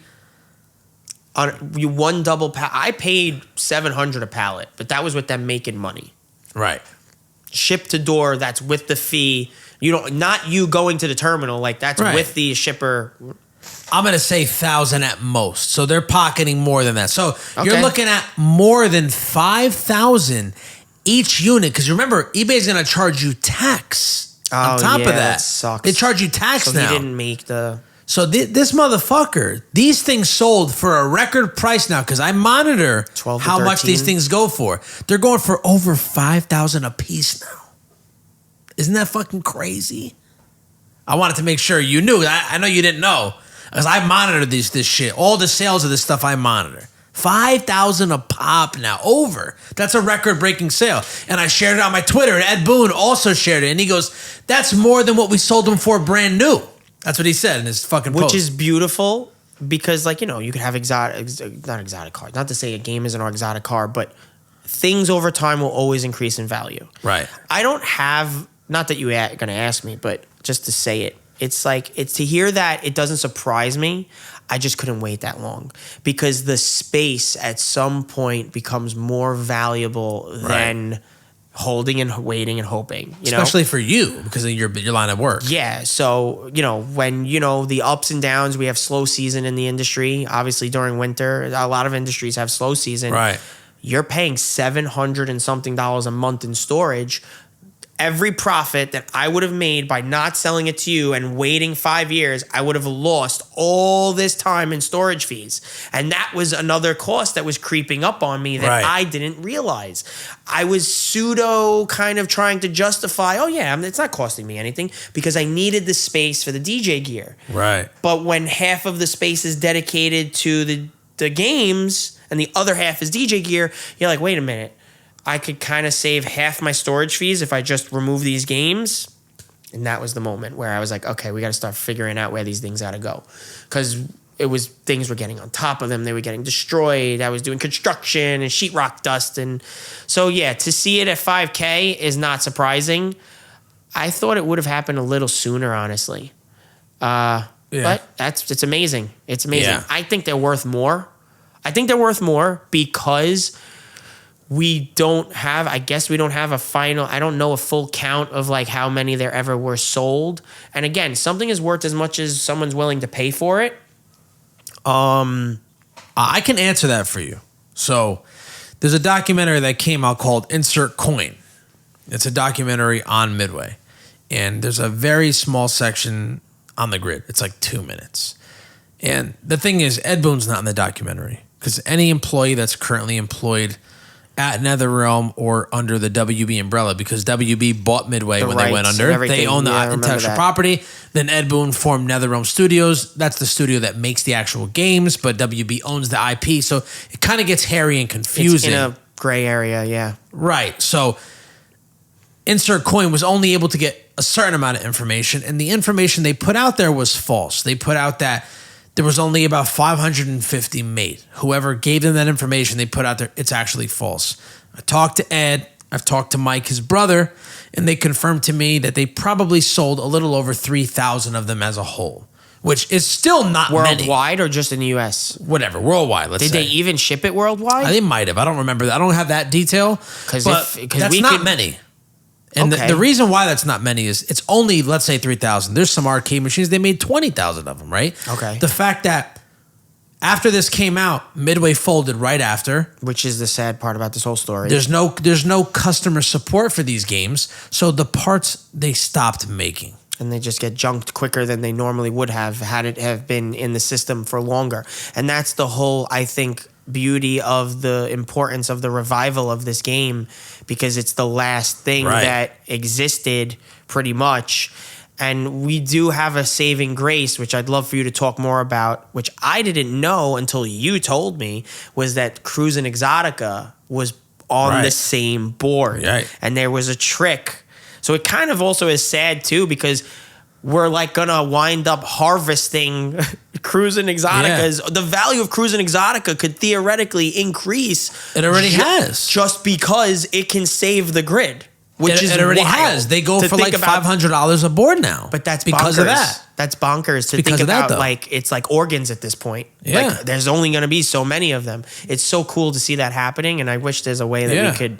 And I believe I was the first one to actually successfully convert an Exotica to a grid board. Yeah, you told me about the guy, and then I did it three more times. Thank God. Because of Mike Yosha. And at first, he denied me. He was like, I don't think I could do this. You're not supposed to. You swap the chips and it doesn't work, but he figured out that it was the BIOS chip. You swap that and you swap the other security chip. If you could do that, then you're golden. And after that, the world went wild. And then there's also the developer, that very smart programmer, Jen from Vermont. She's a fucking savage. Dragon-minded was her name. And she figured out a way that you can convert it without even having to do that. You could remap.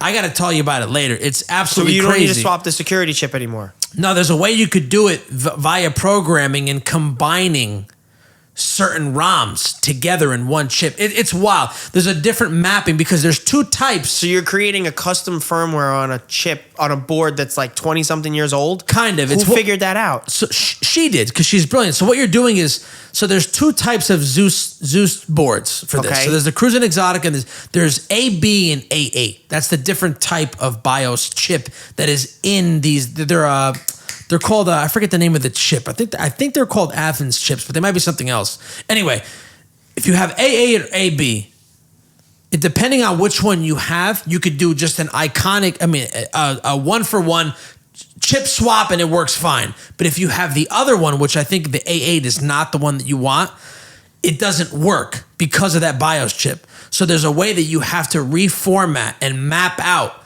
the ROM chips on it to make it work with that version. And she fucking figured this out. And she put out the paperwork on this on her GitHub and shit. So some other guys that I know able to read her shit and do it. And now it's even easier to turn an Exotica board into a grid chip by following her map calculations. Yeah, because there's still a finite. My thing in my head was like, okay, so you just take the security chip, you do that, but then there's still a finite amount of security chips from the Exoticas to get the grid board to cooperate. So if you could figure out a way, then it just becomes a matter of, just having those chips and you just swap them over and then you could just keep on.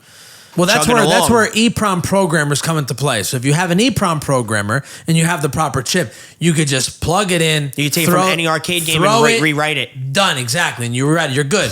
But it's the fact of knowing which BIOS chip that your Exotica board is made up of that you can convert it that way. So if it's an AB, you're good. You could just do a chip swap, and you're fine.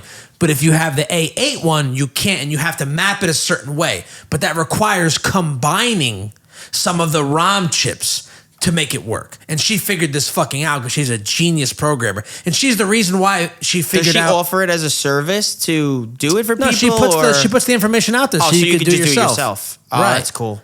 There's a lot of nice people that do that. She's the reason why she figured out it's called the grid shield that she invented. And that's the reason why Dan and I were able to take the EEPROM chips, would have our username info on it and save it on our computers. She's the reason that happened. And you could basically modify it kind of like Game Shark, right? Exactly. That's so cool. So you could save your info and you could edit your info. So what you're want. Saying is all of your scores and everything is fake and you're not really that good. Well, not me personally. I keep my shit real. But somebody else could theoretically I'm kidding. go ballistic. Totally yes. kidding. But it's because of Jen and Dragon Minded that a lot of this. So it's cool. Like all this stuff started unfolding over these years. And I love to be a part of it. It's amazing. The love of the community is what is needed to keep it alive. And I hope that all of our contributions, no matter how small, even just, dude, seeing what you do on a monthly basis during the good weather months and when you have time, the love that you put into the community of just having all these people from all different walks of life and ages and times and dates and ranges, and just every month we gather here to do the game. This has turned into something I never could have possibly imagined. These games are so much better in your hands than they ever were in mine. Like you are, every time I come here, I feel like I get de-aged by 25 years. And everything for the 3 hours that we spend here, nothing matters other than just having fun. And that, I couldn't have been more thankful. That's what I want. That means a lot to me. That was my goal, man. And my wife makes fun of me all the time. She's like, oh my God, yeah, you could. I'm like, babe, I'm going to go to Al's house. Tonight's a grid night. She's like, yeah, go. Get out of here. Go, please. You got to go see your kids. I'm like, what? She's like, you have adopted children? Like, you sold your children and you got visitation rights.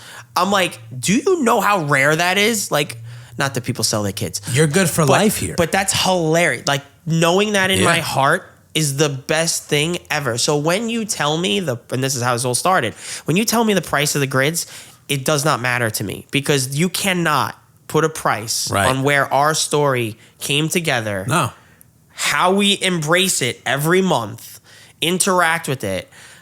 I would go so far to saying that if, not to say you will and, life is up and down, but I do tell people certain things. Like if I sell something to someone and like you really don't want to let it go, but you know that it's good in their hands. There's like, if you're friends with that person, like, yo, I'm gonna give you this, but like if you're gonna sell it, you got to sell it back to me. Like you can't just you can't let that go to people that don't understand, like whether it's a car or a sentimental chain or yo. If you're ever gonna try to sell these things, you know that they're coming back home, right? These like, are dying. They're coming back home, like so. Like that bond is priceless. Yeah, and you can't put a number on that. So it's this is the best thing that could have ever happened, dude. Like literally, you are the man. Yeah, I was gonna ask you what it felt like when you sold your last one, knowing that there were all those years of accumulation and hard work. I wasn't in a position where I was like, I need the space. I don't care about these things. I need to get out of here. It was never that. The goal for me it wasn't even the money. It was like, okay, the money is the threshold for it to allow it to happen. Right.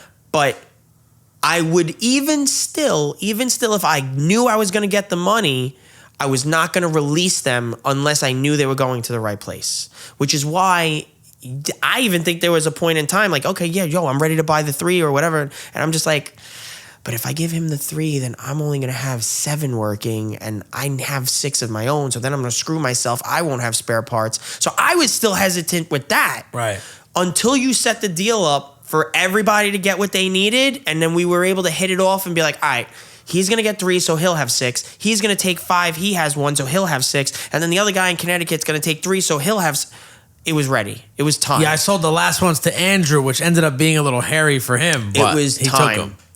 And like you set it up perfectly that it felt right that it was time to let them go. And I never really let them go because, hi, I'm here. How you doing? Good to see you. I literally remember how I did this. Like this mark right here this is at road case height, by the way.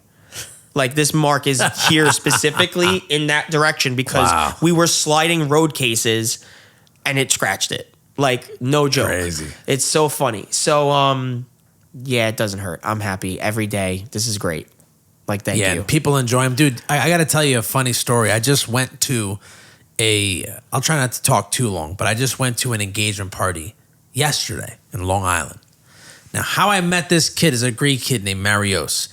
How I met him was because of... Is that Greek? Yes. Yeah. It had to be. I was like, yeah. Marios. Not Mario. Marios. So I met him because of this game. So as you know, once I started... I had these 3, and I got these 3 from you a couple months later. It was very fast how it unraveled. But I've been doing these parties here since 2021. That's how long I've been doing them. And I built a community on Twitter because Ed would post, I would post, and... any other event, I would never let strangers come to my house.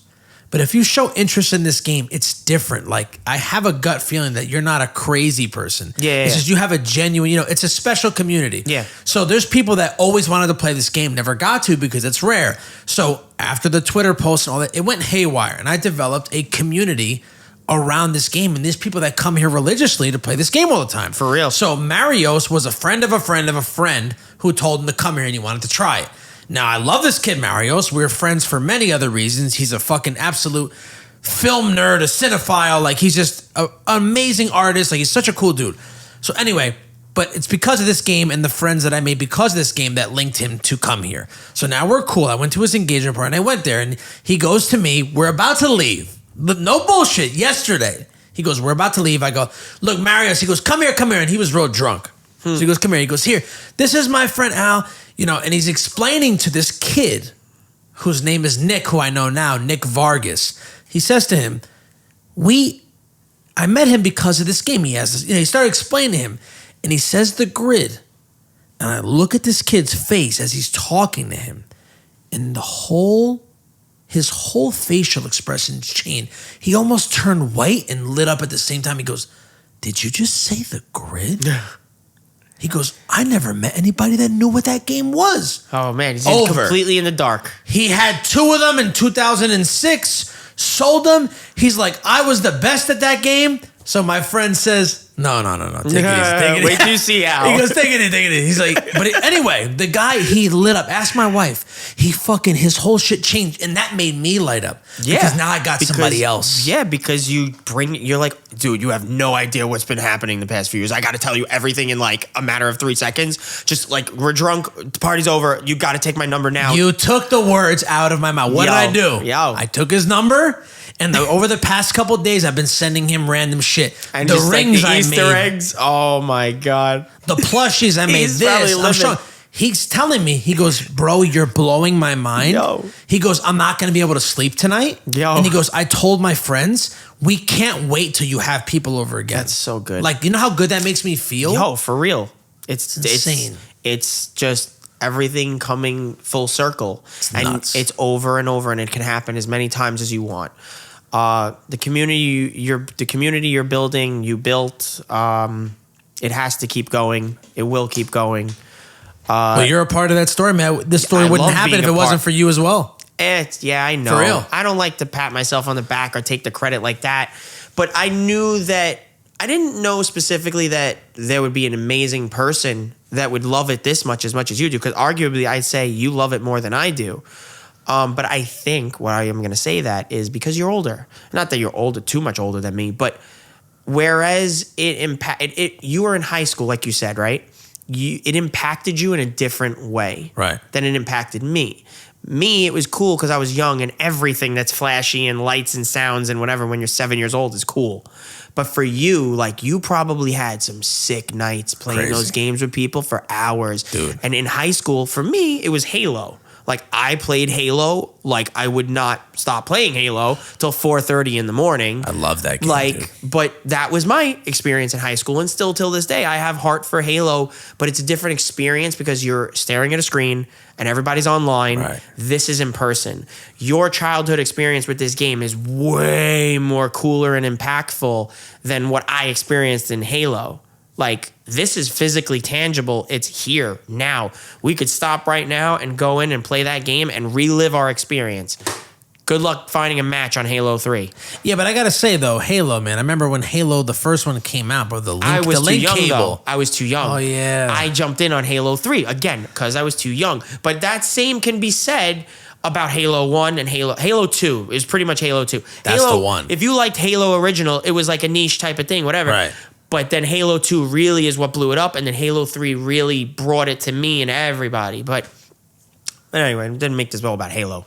But I'm just saying that's why you have, I think, more of a bigger passion because you were in a more formative time of life where you can understand the beauty of things over time in that 13, 14, 15, 16-year range where you can bring it all together. Right. When you're 7, the world rewrites itself so rapidly. Yeah. You forget, you don't remember things, and it's like, yeah, I don't remember playing that until later in life. But I don't know. It was cool to hear your perspective, though, because Yeah. it's not one is better than the other. It's No, just of course. interesting to hear your viewpoint. It's a 'cause you were in socially second grade. That's it's a crazy. social dynamic that is all a part of many things. What we love, what we like, our likes, our dislikes. It's so for you. You are very uniquely set up for the success of keeping this community alive in a way Right. that is just beautiful, bro. Like, just keep doing what you're doing and just Appreciate that. Like, literally, this is great. Like, I mean, seriously, thank it's you. fulfilled dreams of mine. I mean, I went to Chicago a couple months back for my 40th birthday, and I hung out with Ed Boon and played Grid for 3+ hours with him. Talked about That's the game. a He miracle. signed all my Grid memorabilia. I was so like- happy for you, bro. I literally, when you texted me that picture with you and Ed Boon, I literally stopped and I looked at Cristiano like, yo, babe, like, I know this doesn't mean much to you, but I'm going to show you a picture of Al. And I know I'm good friends with Al, but like what you're looking at with Al and Ed right now, this is like the like meeting your maker moment that most people will never get in their lives. And for some people, it could be like, I don't know, meeting a famous person, like you love Beyonce and oh my God, you met her at a meet and greet and now your life is like, oh my God, she touched me. That moment for you Different, yeah. is like, forget it. Like, I know what that meant to you. Dude. And I literally stopped my day and I was like, yo, I'm so happy for this guy. It's like crazy. he finally, like, really, like, congratulations. Like, and he's the that's best. so cool. And ask my wife, dude. My wife loved him. She's like, what a sweet man. Like, Yo. we were hanging out and you could tell he loves this game, dude. He signed all my grid posters, my flyers, my Mortal Kombat Genesis cartridge from when I was a kid. Like, he's just a cool dude, man. And he would have never came out there if it wasn't for the grid. That goes to show you how many people play Mortal Kombat, love Mortal Kombat. I do. Yeah. But how many fans are there? He's not going to just show up and hang out with a random fan of Mortal Kombat. There's too many. It's this game plucks a different string with him. And as it plucks a different string with you, it plucks a different string with me. I mean, also, arguably, there's how many copycat games of Mortal Kombat that are in the fighting style? Like, every single, there's a quadrillion. There's nothing like this. Yeah, it's special. Still till this day. Special. There's nothing that can beat this. I've joked with you dozens and dozens of times. And, listen, everything takes money for everything nowadays. But one way or another, we have to figure it out how to either fully emulate it to the point where it can exist in a digital form so that it can live on forever in perpetuity. Right. Because until we figure out that rights situation where we could like either relicense it or whatever, dude, one way or another, I know you'll figure it out. And whether it just needs a crap ton of money to get things moving, I'll help you figure it out, whatever one which way we could, if it's even feasible. But I think our main focus over the next 3-5 years, whatever, is we have to make sure that these units stay in healthy condition, the boards don't erode away, and like we could keep them alive. Like that's priority number one. Obviously. Oh, dude, I got 3 extra boards that are working. Oh yeah, 10 extra keypads, 20 extra centering grommets, triggers, torsion springs. Trust me. What about the sticks for the control? Like, what about the whole? Yeah, I have a couple of housings. Micro switches are nothing. Micro switches are easy. Yeah, that's easy. Yeah. No, I have triggers, buttons. I just replaced one on this one, actually. I put a new torsion which spring. was crazy for me because when I started repairing them and I didn't realize how much it would be to repair them, bro, the trackballs were like $220. And I'm like, geez, I paid $400 for the whole cabinet. You can get them for $100 now. Solid, yeah, I was 99. like, what the heck? Yeah.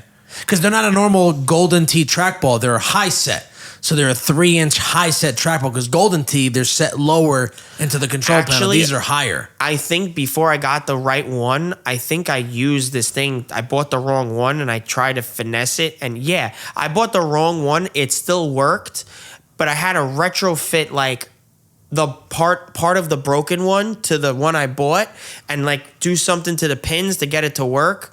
But I don't know, man. I spent a lot of money.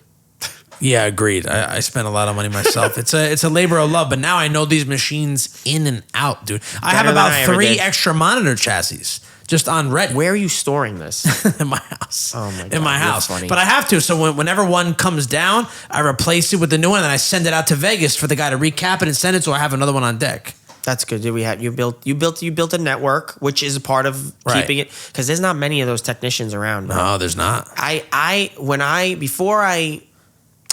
Not before I met you, but after I met you and I didn't know how well you knew about all this stuff, I was having so much trouble.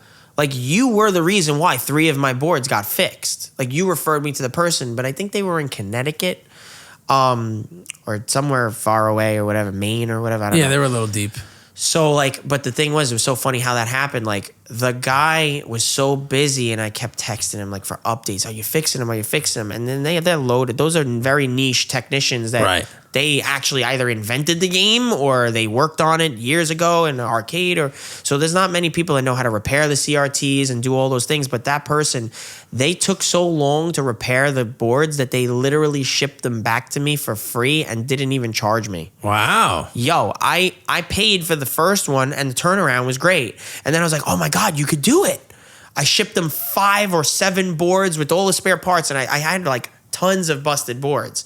So I shipped a bunch of them out and then I would get back an answer 3-4 weeks. And I was like, okay, I think I could do this. I think I could do that if I swap this, if I swap that and the soldering and blah, blah, blah, blah. And then eventually in total, I think I got 4 working boards.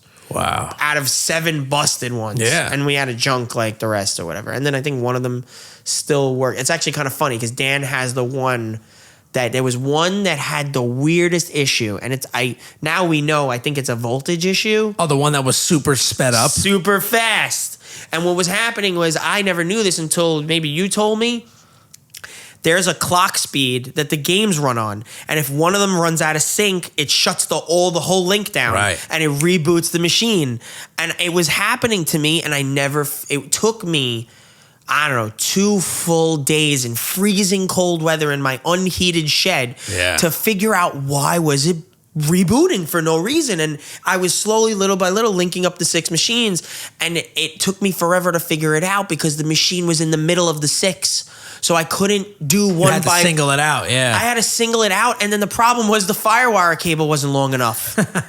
So I couldn't reach from 3 to 5, and I'm like, oh, crazy, man. Like, oh, what do I do? Moving them around. I spent so many days the troubleshooting. Yeah, I'm sure. So trust me, if there's anything that I'm happy about is that I'm not doing that anymore. So God bless you. Right. Good luck. So speaking of games, since we're on the topic of games, I want to briefly touch on something that was absolutely insane. Not that your 14 machines wasn't crazy enough and being able to pick through them. The unfortunate situation of your uncle passing away. He left you with probably one of the most impressive retro video game collections. Oh, I'm like, which uncle? I've had so many uncles pass away. I'm like, what? Okay, sorry. I'm like, holy crap. But I remember, because when I went there, this kind of relates to the grid, because I went there to pick up the triple topper first. Paid you $1,000 just for the topper, and I came there to get that.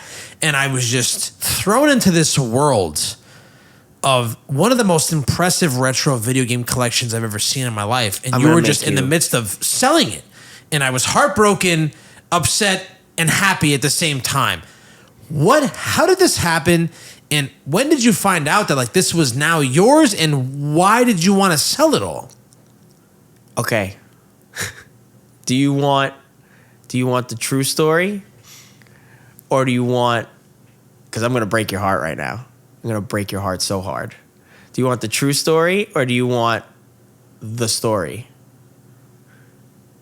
I guess both. I mean, I love truth, so. So, you know how hard it is to sell things online, right? Okay. My uncle never died. Oh, come on. I'm not even messing with you. My uncle never died. So here's the things about selling things online. It's like impossible.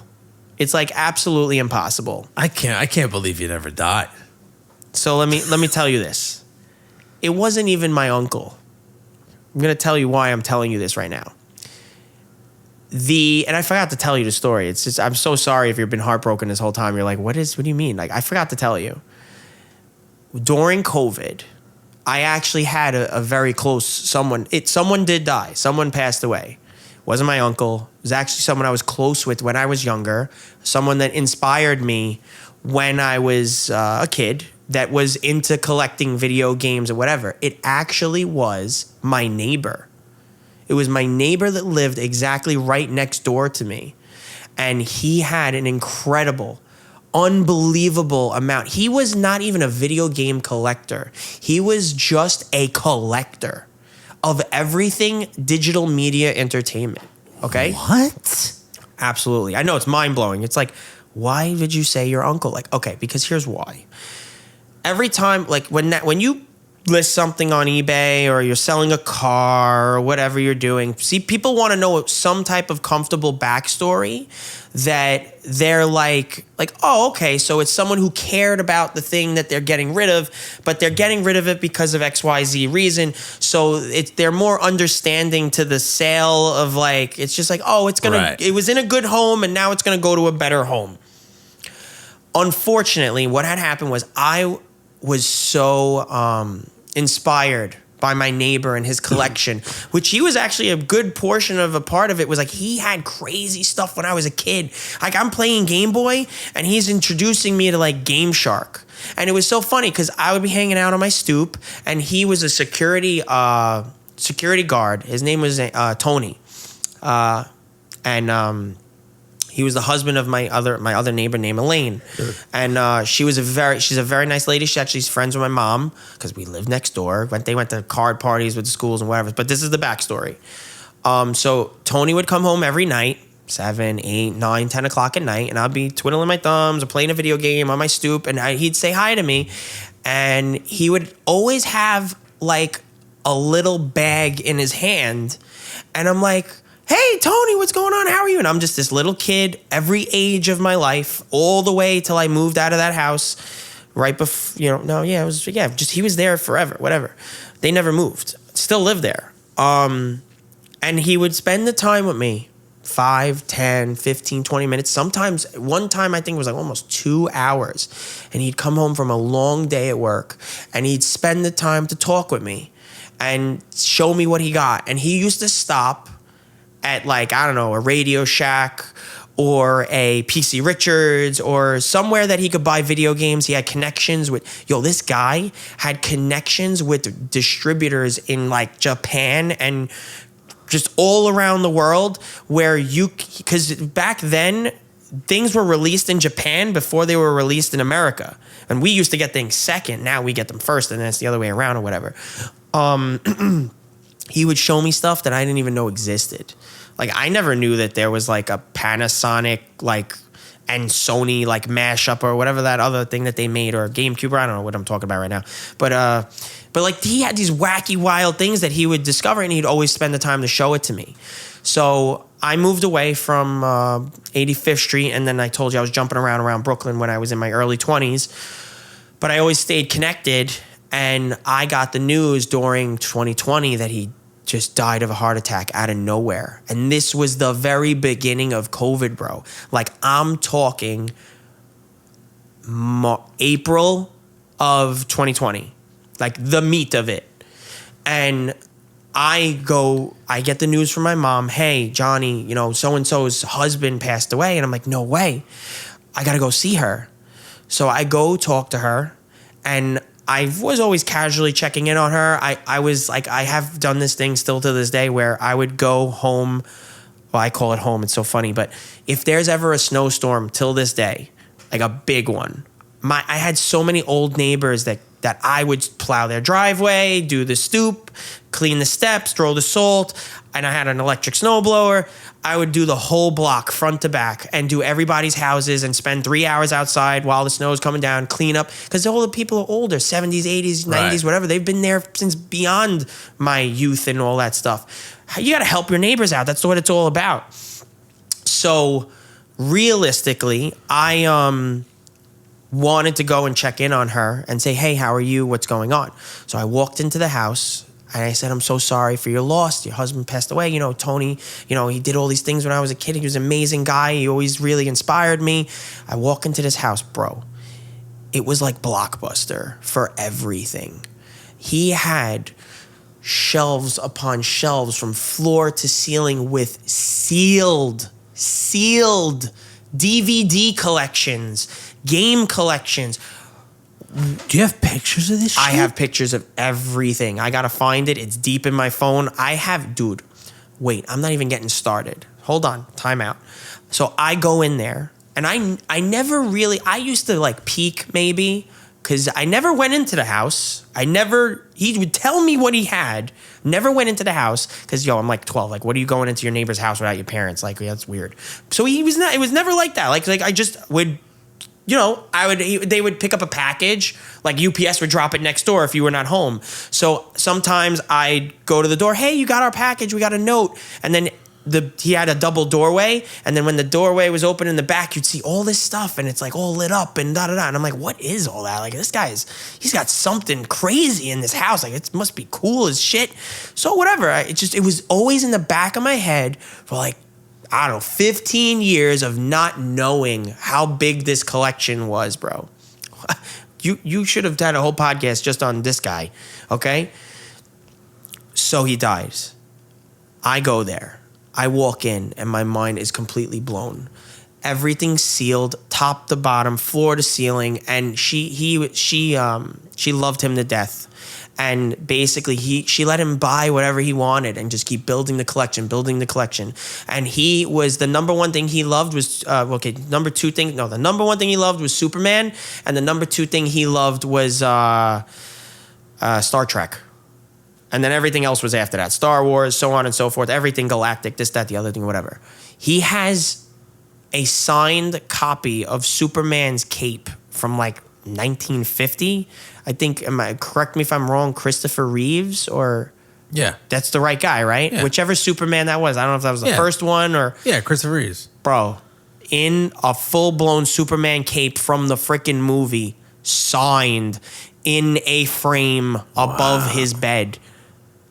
Statuettes, fully hand-painted, signed, movie props. Jesus. There was money in this building that I didn't even know what it was worth. Like, it needed to be full-blown estate sale status. But if it did go that route, it would have they would have lost so much money. So she comes to me and she tells me, she's like, well, I it wasn't even about that, but I said, Elaine, like, I know you love Tony, whatever, but like, what are you gonna do with all this? Like, what's gonna happen? Like, like, how do you even start? And the worst thing is you're this nice little old lady. You're literally a year away from retiring. You lost your husband. Like, I didn't pressure her, like, whatever, but I was just in the moment, like, this can't be real. This literally can't be real. So I'll give it a quick short story and then move on. And if you have any other questions, fine, because I could literally spend forever about this. I said, it was so nice to see you. If you ever need anything for any reason, just give me a call. I'm always here for you. And I didn't live on the block anymore, so I would have to physically like drive there, whatever, go there, see you, spend time, whatever. And that was it, bro. Almost a year to the day, I didn't hear anything from her.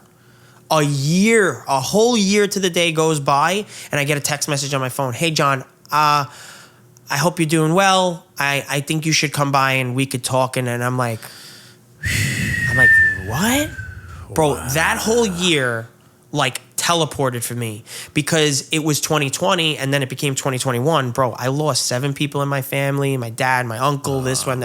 I actually did lose an uncle that year. It's kind of why I probably said that. But grandparents, uncles, cousins, father-in-law, this, that, it was a disaster. But a year later, and she knew of what I was going through, so I think she didn't reach out to me because of everything that was going on, so she wanted to give it time. I walked back in there, bro. The whole place looked exactly the same, like nothing happened. And she lays it on me right there, and she goes, I know that you love video games, and I know you love everything, and you're good with eBay selling, and you always were hustling as a kid. I really would like you to take care of Tony's collection and figure out what we can do with this. And I go, whoa, are you serious right now? Like, I didn't expect this. It wasn't like I hope she kind of like, cause I'm not like some shark that like pounces on someone's death and it's just like, oh yeah, we got to get the stuff. Like, who wants to do that? You don't want people to do that to you. Cause what's the value of material things once we're all gone? It's like weird. Right. But she brought it to me. And now I'm like, oh my God, this lady doesn't even know. And if it was anybody else, bro, she would have gotten so taken advantage of. But she was my neighbor for years and years and years. So I'd give it a Spark Notes and I'll be done. I was there for like 18 months. Okay? I was there 3 times a week at a minimum. Okay? Because I became a glorified cleaning service because I just saw what was on the first level. When we went to the second level of the house, he had sealed video games from 1980, Coleco, and stuff I didn't even know existed. Do you know what a Vectrex is, bro? Yeah, of course. Wow. Sealed? Bro, I didn't even know what Vectrex was, and it completely blew my mind. I was like, what? They had this tube TV with like a thing and it's you put the fucking film in it and shit? I'm like, what is this thing? Wow. Bro, brand new in the box. To the point that eBay listings couldn't even, there was no market to list because all the conditions are CIB, complete in box, used, faded, rusted, whatever. Bro, brand new. Everything. Sega Saturn, 2 N64s, 2 Super Nintendos. This guy had the used and then bought 2 of the same thing brand new and never touched it for 30 years. Bro, I know what my experience, when I went there to pick up the topper, you already started selling this shit. Yeah. So I saw like the tail end and my fucking mind. Yo. Bro, I didn't know what to do when I walked in your house. There's dogs, little dogs barking, and then I'm just seeing this fucking collection It was all in the of retro games, sealed boxes, Game Boy games that were worth $1,000 for one game, Virtual Boy in the box, all this shit. Yeah. And I'm broke as it is. I'm already fucking spending $1,000 on this. You really wanted the Virtual Boy. I wanted a bunch of stuff. Yeah. I'm like, I can't. It's just too much. And then you're obviously getting, good top dollar. I was freaking out. I went to your basement. You had more shit. You had stuff laid out on your dining room table, in the living room. Bro, I didn't know what to do. It was the craziest shit. It took me and Christiana. Okay, so I skipped ahead and I didn't even get to the end of it. So anyway, long story short, I was there at our house for 18 months.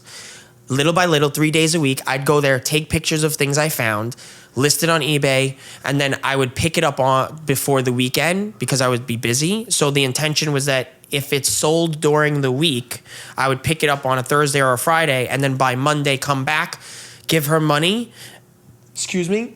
and then rinse and repeat the whole process all over again. Dude, it got to a point where I made her I want to say 18 grand.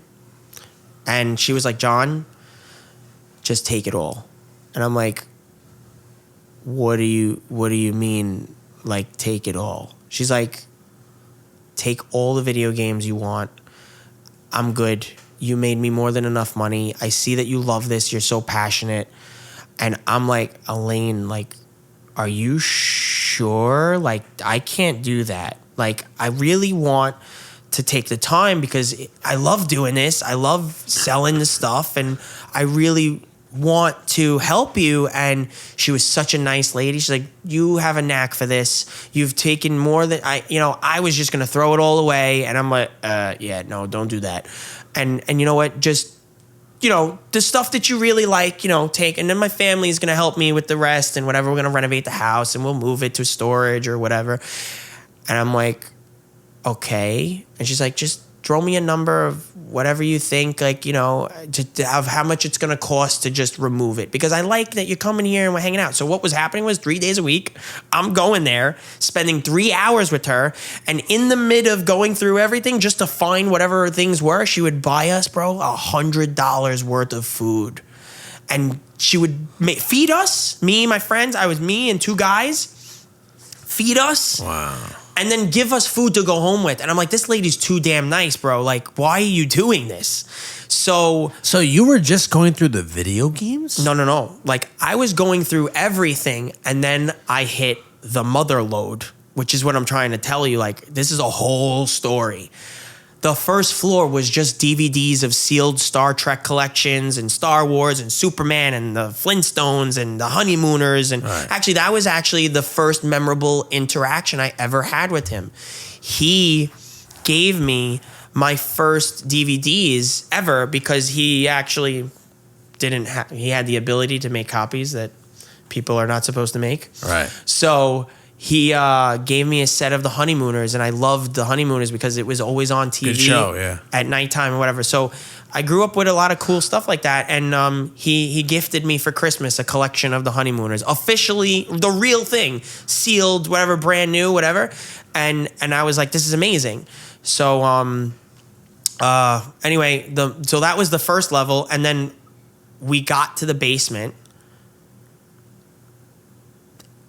Totes and totes and totes stacked to the ceiling. I've never seen so many Sega Genesis games and all in the box, Jesus. Complete, pristine condition. It was just too much. the whole thing. I pulled out, like the Harry Potter hidden closet that's under the staircase? All video games. He had guidebooks. Oh, and then the guidebook for every single game. Bro, the weight in my van of, like, imagine the old 1970s, like, office cardboard boxes that they keep, like, medical files in, all filled with guidebooks. Jesus that Christ. The weight of my van would go down when I loaded the boxes into the back. I made on eBay, like, $15,000 selling guidebooks, bro. One guidebook for a game went for like $900. Yeah, dude. I'm like, it gets a crazy. guidebook? It gets crazy, bro. And then the mother load was the funniest part of all, because I'm moving all of these big boxes and stuff, and there was just one set of like a plastic tote like this big, and it had 2 shoe boxes in it. One was open, one was closed. The sealed, the closed shoebox had sealed Game Boy games from like the earliest of the earliest. And I'm looking at these games and I'm like, what the heck is these games? Look like you bought them from the bundle for $5 from that they have in like the Walmart, they're like the $9 DVD section. I'm like, what is all this stuff? Here's the funny thing. That was one of the first things I found, and I just put it to the side. I was like, yeah, those are small little things. I'll just deal with it later. Yeah, whatever. It's sealed. It's probably worth a lot of money. Okay. I had it there. She was like, John, you made me more than enough money. Take everything. So I go there. I take all the video games. I mother load the whole thing. I had a whole crew of people. It took us like, 4 days to do this back and forth trips or whatever. I give her, she paid the $1,800. No, I'm sorry. I told her I would contribute what it would cost for me to get it out. So I gave her money, and then I paid like $1,800 or whatever, and she got that money. I took the time over time, and I didn't realize till 2 weeks later when I opened up the shoebox thing, bro, there was a game in there called Stop the Roach. Okay? Sealed. And I'm like, who wants to play a game about crushing cockroaches? I put it on eBay. My God, bro. The auction went up to $15,000 for this one game, bro. Dude, if you would have got it graded through WADA or something, do you know how much more that would have went for? Bro, hold the phone.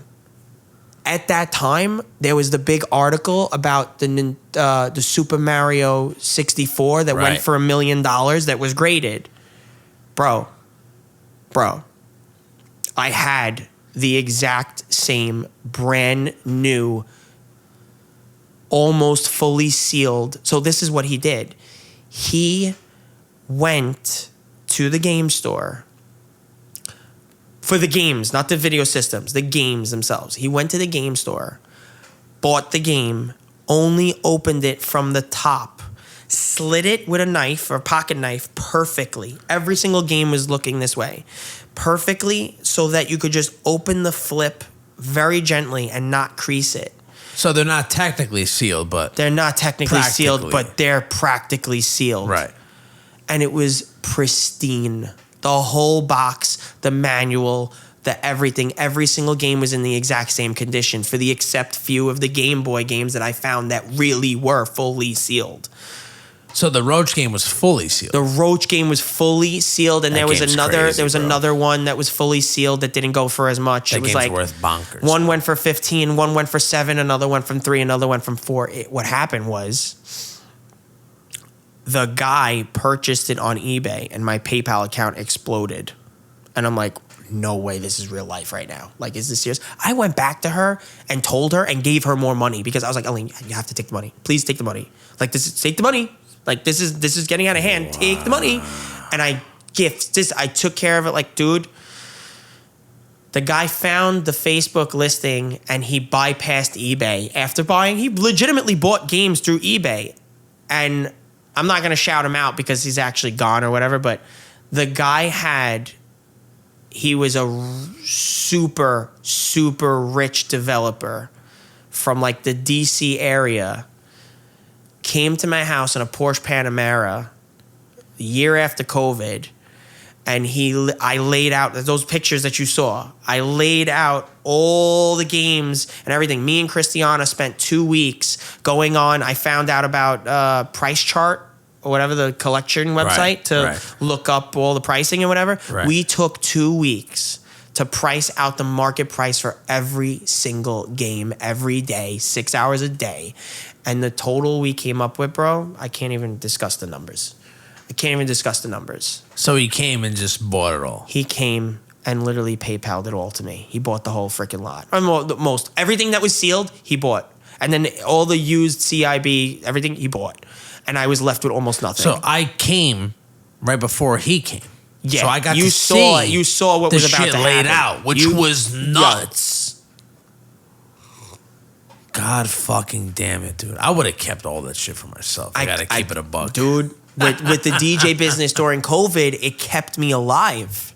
It literally kept me alive. Good point. Still though. So again, it's timing. It's freaking timing. And you know, I am so grateful that like it was, you know, God, I believe God let that land in my lap because I needed it, because I was so passionate about helping her and I wanted to take care of it and make sure she was going to have some money and whatever. And someone would have taken advantage and it wasn't the right path. So I let nature take its course and she reached out to me. What happened to the rest of the stuff, dude? The Superman autograph. All that stuff. What happened to that shit? I don't know. I bet you just got a storage unit, bro. I don't know. I honestly don't know. The family was just like, we're going to just move the stuff around and take care of it. Because remember, the only reason why I was even there was because I was so close. She has family all over the place. And COVID, nobody wanted to see each other. Right. So I was going to this house in a full masked up suit and everything. Like, literally, I was like hazmat going through. So this was your neighbor in Brooklyn? Yeah. Wow. And that was the story. So the uncle thing came from me trying to put it all together for people to kind of understand that it came from a good place. And the only little white lie was that it wasn't my uncle, it was my neighbor. Wow. Thank you for clarifying. Holy shit. Because the thing is like, you would have thought you stole it. Like, you would not see that come up ever. No, dude, that was single-handedly one of the most impressive things. Yeah. I almost had a heart attack when I showed up because I know what this shit's it doesn't worth. make any sense. I was looking at all this stuff. I'm like, it would only ever come to light in an estate sale, or if someone was not like, even. Yeah, bro. Between the 14 grid machines, I know. And then seeing that, dude, my mind was like, what the fuck is going on here? Sorry. You know what I mean? I forgot to tell you. I'm so sorry that all this time, and I was like, how am I going to tell Al that? This was the perfect time to do that. That's so great. We might save that for a part 2. We could. To go dive in deeper. I would love to. Jesus Christ. Rest in peace, Tony, right? Tony. Yeah. Rest in peace, Tony, man. Fuck. Let me bypass that. Let's move a little forward. I want to get back into Perfect Entertainment a little bit more. In your personal opinion, what separates you from the majority of the other companies that do similar things that you do? You said simple or like similar? Similar. What separates you from other companies that coordinate event like, you know? You want to know what the easiest thing, the simplest answer that I could give you in under a sentence? Sure. I don't have a partner. Huh. I don't have a partner. It's that easy, okay? Success for me was achieved over time. What I feel like is because I was able to not get caught up in the greed of the industry. And it sounds like I'm dropping a bomb, but just like how a lot of these opportunities of things that I stumbled upon, where like something happened and then you got to jump on it and you find it and you grab it and you do this and it's like being at the right place at the right time, right? It's that type of situation. So you're saying what differentiates me? Being at the right place at the right time and having foresight to pounce on that opportunity that presents itself. And why I said it first is because I didn't have a partner, is because every company that I have interacted with in the industry, where it was 2 or more people that were working in the industry, there was always some type of a falling out over money, well, which is a form of greed, whatever, okay, or someone saying they were supposed to do something and then they didn't hold up their end of the bargain. Or notoriety, just being, recognized for something and feeling lacking in the department. So basically, the pattern that I discovered was that there was the popular guy who didn't really own anything, or he had talent, because it's mostly guys. And then the other guy, the partner, would be the guy that was the actual doer that had all the stuff. Right. I wanted to be both in one. I wanted to have the talent and show that I had the capability, but also have the technical know-how of how to do what needed to be done. Because what's the point of being a salesman? Because at the end of the day, you're in a business. You are a salesman one way or another. What's the point of being a salesman and not knowing the stuff that you're selling? Like you can't be a good salesman. Right. Because the moment someone asks you, it's like you choke. And then once you choke in that moment of that sale, they lose the person purchasing that service from you, they lose faith in you, and they're going to move on to the next person, and they're just going to be like, yeah, that guy's not serious. I'm going to go buy it from here, or I'm going to go do this there, and da-da-da-da-da. So there, for me, that I discovered with the foresight is like, just do it on your own and do as much as you can and go slowly. So by not having a partner in the early days of my business, it stopped me from getting caught up in all the other things that typically destroy these businesses. And that's that. And I was told that. I was told, don't get a partner, by several people that had the experience. Right. And they were like, it's just not good. Just don't do it. I think you also like having the general control of how everything moves.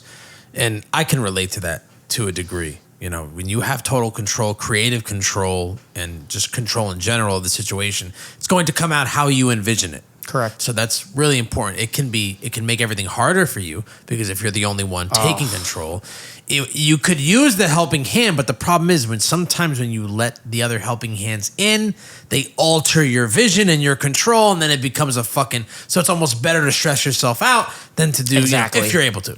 Exactly. And it's so funny because off record, we were talking about delegation. I still, till this day, it's a lot better. I still struggle with delegating. Like, you know what I do now? It's so funny. It's like new guys on the job, and they're like, John, how do I do this? And I'm like, so I told you to put the water in the bucket. I said, go to the kitchen, go get the water, put it in the bucket. And they're like, yeah, but I don't know how to do it. I'm like, okay, is there twist valves on top of the thing to open? Like, when you go to a door, do you look at the handle, or do you grab the handle? I mess with them. It's so funny. It's the new guy. You want to mess with them. It's so funny. So it's like, if I'm not pressured, I'll just mess with these guys. It's so funny now. But delegation is seriously hard. Yeah. Because in the time that I have to explain it to you on what we have to do, I could have did it myself 3 times. That is something I have struggled with since the beginning of time. So till this day, I'm trying to, the problem, because the thing is, the best experience is hands-on experience while you're doing something. Of course. But the nature of this industry and the pressure that we are put on going into venues where you're racing against the clock, and there's no time for mistakes, or you're to be a good planner. The funny thing is how many times, I would arguably say 30 to 40% of the time, I get to a venue 2 to 3 hours earlier than I need to protect myself in case something comes up, to make sure I can cover my butt. And then I'm told by the venue, you can't get in until 90 minutes before the party. So I'm building my setup outside in a parking lot in the pouring rain just to speed up the clock, to take advantage of the time. How the heck am I supposed to train somebody while you're under that pressure? It's never conducive to training someone. So I, early on, would have, and I still do this till this day, Tuesdays and Thursdays are the days. The Monday, don't talk to me. I'm grinding out Friday, Saturday, Sunday. Leave me alone on Monday. You go to work on Monday? Good. Everybody goes to work on Monday? God bless you. Do not talk to me on a Monday. That is my day where I need to decompress and offload. And what typically happens is Nope. The phone rings and I'm still doing business anyway. You're Fine. booking jobs, doing the whole nine. Fine. That's part of being the owner of the business. I'm okay with that. I'm all good with that. But it's just funny to say that. It just is like, because everybody's on day is Monday and my on days are when everybody else is off days. So it's a flip. But Tuesday, we bring it back from the whole weekend and we unload from whatever the gear is, the cars, the vehicles. We re-prep and we bring it all together and we take the time to like train the guys that come. And then on Thursday is when we were like, all right, let's get ready. And we start reloading, getting the vehicles ready. And that's how we prep for the hectic weekend. Wow. Wild shit. So that's when you're supposed to train people. You can't train people on the job. But when we do have free time, I just mess around. It's so funny. Oh, the Finnegan pin. Yes, it makes no sense. Whenever you have a new guy, you know, you ever seen those like TikToks or something, like a young 13-year-old girl, the father's messing with her, and they send them into AutoZone to go get blinker fluid? Like, you ever seen that before? It's like, don't tell them you need blinker fluid. And they come out and they look at dad, really? When we get the new guys on the job, we mess with them so hard. They're like, yo. Blinker fluid. Oh, we forgot the Finnegan pin. Oh, my. Go get. I told you before. It was right there. And they're like this. They're looking around. They're like, they don't know what the hell they're doing. Because if we're done with the setup, basically, and there's nothing to do, I'll mess with them. I'll be like, just go get the Finnegan pin. And they'll try to like ask other people, like, and then those other people know what it is and they'll be in on it. Yeah, it's like red. It's got like a thing on the side. And it goes on for like a half hour. And then right before cocktail hour, they're like, dude, you can find it. Go get dressed. We got to go to cocktail hour. Let's go. And then in cocktail hour, like, you enjoy your drink? Yeah, that's the Finnegan pin. It doesn't exist. And it's just a funny. Busting balls. Yeah, that's all. In your industry, networking is crucial. Mm-hmm. Crucial. Whether it's subcontracting a job or just in general, you know, getting word of mouth out there, you know, as a whole.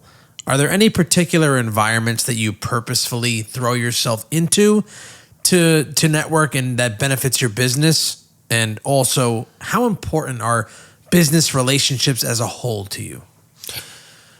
So it's an ever continuing developing cycle because it's really the whole business is all about who you know, whether it's on the same level as like another vendor in the industry, or people that have some relevancy to the event industry, like an event planner or a hotel manager or a hospitality group.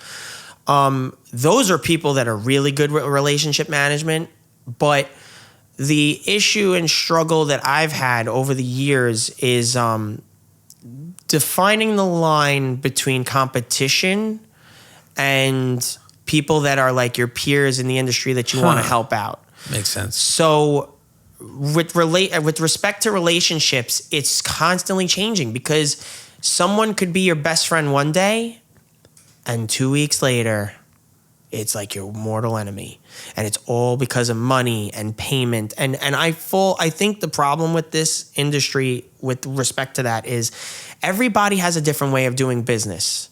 And I learned early on through trial and error, like, maybe I should put in my contract something about rescheduling an outdoor event versus an indoor event, because we're not going to get struck by lightning when you're in the middle of the catering hall. So if there's potential for lightning and people cancel a party an hour before, how do I work that into my contract so I don't get screwed with refunds and this and that and the other thing? And also, side note, COVID rewrit the relationship status of the industry. Of many things, yeah. Because of all of the cancellations and reschedulings. And that's a humongous problem that I've tackled over years with maintaining relationships, because it's all fine and dandy until someone finds a new way to sink or swim. Right. And that's the part of navigating this industry that is so difficult to continually maintain those relationships. I'm going to tell you this on two hands. I have 10 people in my life that are in this industry that were my best friend at one point, became my mortal enemy, and then became my best friend again. Do you know how mind-bending that is? Yeah, it's retarded. It doesn't make sense. It's like, so what I've learned, and I'm only going to say this in the past 2 years, I want to full out come and say that there's no friends in business. And I always tried for years to define that. And that was my number one thing that I think with respect to relationships that held me back. Because everyone gets that call from their friend and like, yo, you got to do me a favor. Like, I'm in a pinch. Can you do me a solid? Like, I know you might be busy, but can you accommodate this for me? Can you help me out?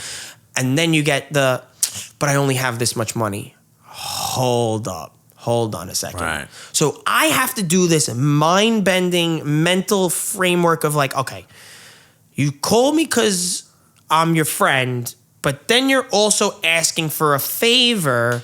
So are you calling me because you want me, or are you calling me because you need me or don't have another choice? Now, some people will say you don't got a choice, so they jack up the price and they give you the FU price, which Right. I don't ever do. I don't ever do that to somebody. You never want to kick someone when they're down. Of course. That is not the right thing to do ever. So I got this reputation for like being the firefighter of the event industry and putting out fires. Bro, every single company that I've ever worked with, and it's like in the hundreds at this point. And I've been in a pickle a few times, and I'm not just trying to toot my own horn here, but when you own 17 of one thing and you carry 3 of them with you, if it goes down, nobody ever knows it goes down because you have 3 right next to you. Having a backup of a backup is what really has kept my relationship with respect to clients so pristine, because I literally, doing this full time, Monday through Wednesday, on my off time, think about ways, and this is psychotic, but think about ways of how things go wrong. Like in my cars, like 7, however many cars I have, bro, I have a Ryobi electronic hand pump with the battery, rechargeable battery, a tire patch kit. Like, you have to be prepared in life for things that are going to go wrong. And if you just spend a little bit of time to think about what could go wrong, you'll protect your reputation. You'll protect your identity, your everything about you that you have care for and effort, all this hard, because the problem is, and now with cancel culture, but side note, like just saying this, you could be the greatest person on earth and you do one thing wrong, it doesn't matter. It's over. It's over. I put extreme amounts of efforts to make sure that I minimize that risk till the end of the earth. And that's where all the gear and the cars. Preventative maintenance, man. That's what it's all about. Yes, exactly. So that would be, I would say, the most important thing to keeping a relationship positive in this industry is looking at yourself, looking at ways that things can go wrong, and having a good moral code when it comes to business where you say, all right, I'm paying my guys on time.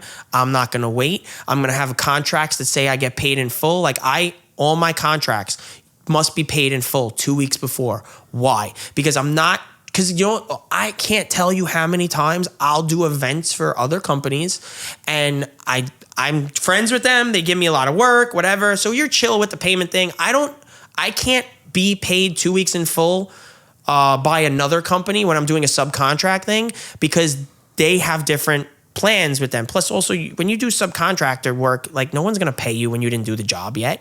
But clients and customers understand, like, you don't go to a grocery store and then take the food and then not pay for it. You pay for it. So so with respect to the subcontracting, like, you know how many times I've gotten the excuse where they're like, end of the night, party's over, everything's job well done. All right, yeah. So I'm going to get you to $750, give me a little bit. I'm like, yo, what do you mean? And they're like, the groom was drunk. They forgot to check at home. And yeah, bro, I'm sorry. So why are you not laying out the money? Right. Because you're not running a real business. That's why. Do you know that 95% of this industry acts like that? Oh, I'm sure, dude. I'm sure. It's so sleazy that they will make you do things. Like, some people will make you do things, and then they don't want to put their own money where their mouth is. Right. You cannot do that, bro. You have to put your money where your mouth is, and your staff and your reputation is the most important thing on the line to then further the success of your business. So the excuse would be, okay, fine, all right, they don't have the money. All right, I'll talk to you on Monday. Okay, Monday comes, they're on their honeymoon. What does that have to do with me? Nothing. So they're on the honeymoon, so you're afraid to text them that they owe you $7,000? What are you doing? Just pay me out. Like, what's the problem? Like, what are you doing here? So with me, and I'm going to tell you the negative aspect of this, I get paid in full. I never have money problems. My staff always gets paid on time. Do you know what happens now? Gratuities go out the window. Gone. Yeah. Gone. You know why? Because the end of the night comes and they know they're paid.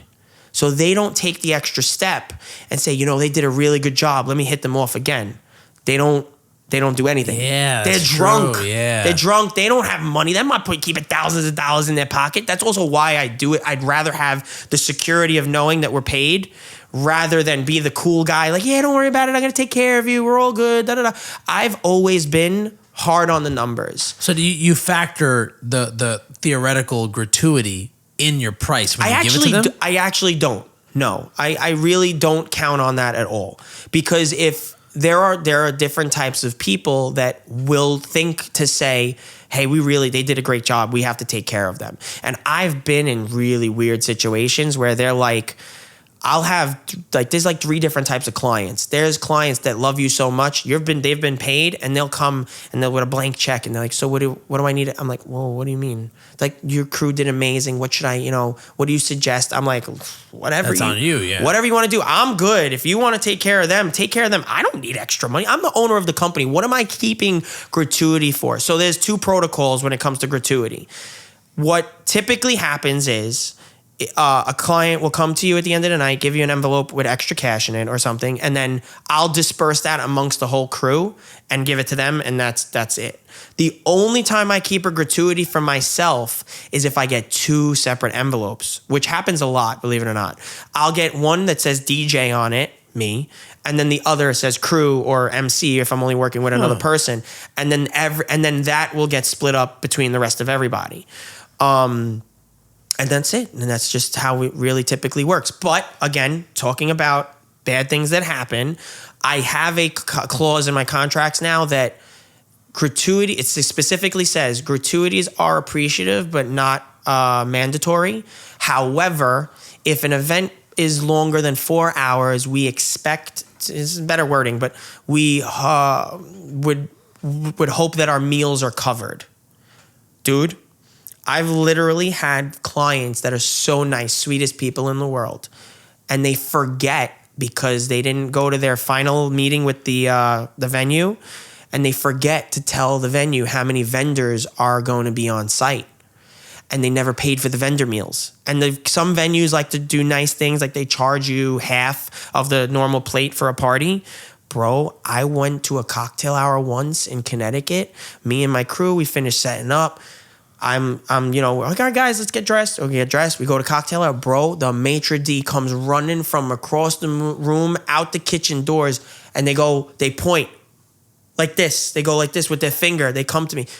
Drop the fork right now. Put it to, I'm like, wow. No way, bro. I'm not even kidding. I could have people vouch for this. They literally took the fork out of my hand and told me to drop the plate at cocktail hour, bro. That's insane. Because the client didn't pay for the food.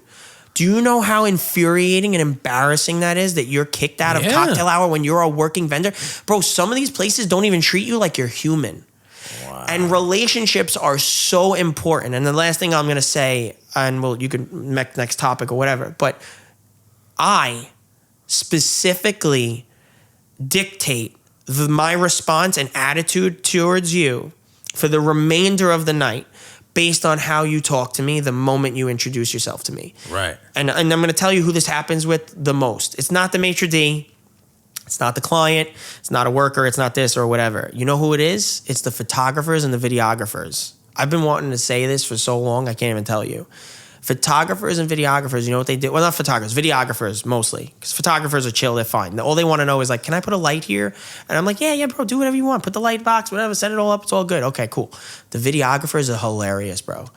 They literally walk up to you and I'm like rushing, I'm trying to do this, I'm trying to do that, I'm busy, whatever. They literally walk up to you and they're like, where can I plug this in? I'm like, excuse me? Like, party's like, hi, how you doing? I'm John, nice to meet you. People are so like in their own world that they lose common decency of like looking someone in the eyes, waving hello, hey, I'm so sorry, you're on the phone. Okay. Hi, how you doing? I'm John, nice to meet you. How can I help you? Like, oh, great, nice to meet you. dude, there's no, like, some people have no common decency. When a videographer walks up to me with an XLR cable in their hand and they're asking me, they want to plug this in when I'm under pressure and I'm under stress, and they don't take the time to introduce themselves, shake my hand, and they need me, bro. They need me to get clean audio. Right. I don't gotta do shit for you. I don't gotta do a damn thing for you. You know why we have this attitude? I'm gonna tell you why. Most DJs, because they don't do this as often, because they're a hobbyist, they don't do it full time like me.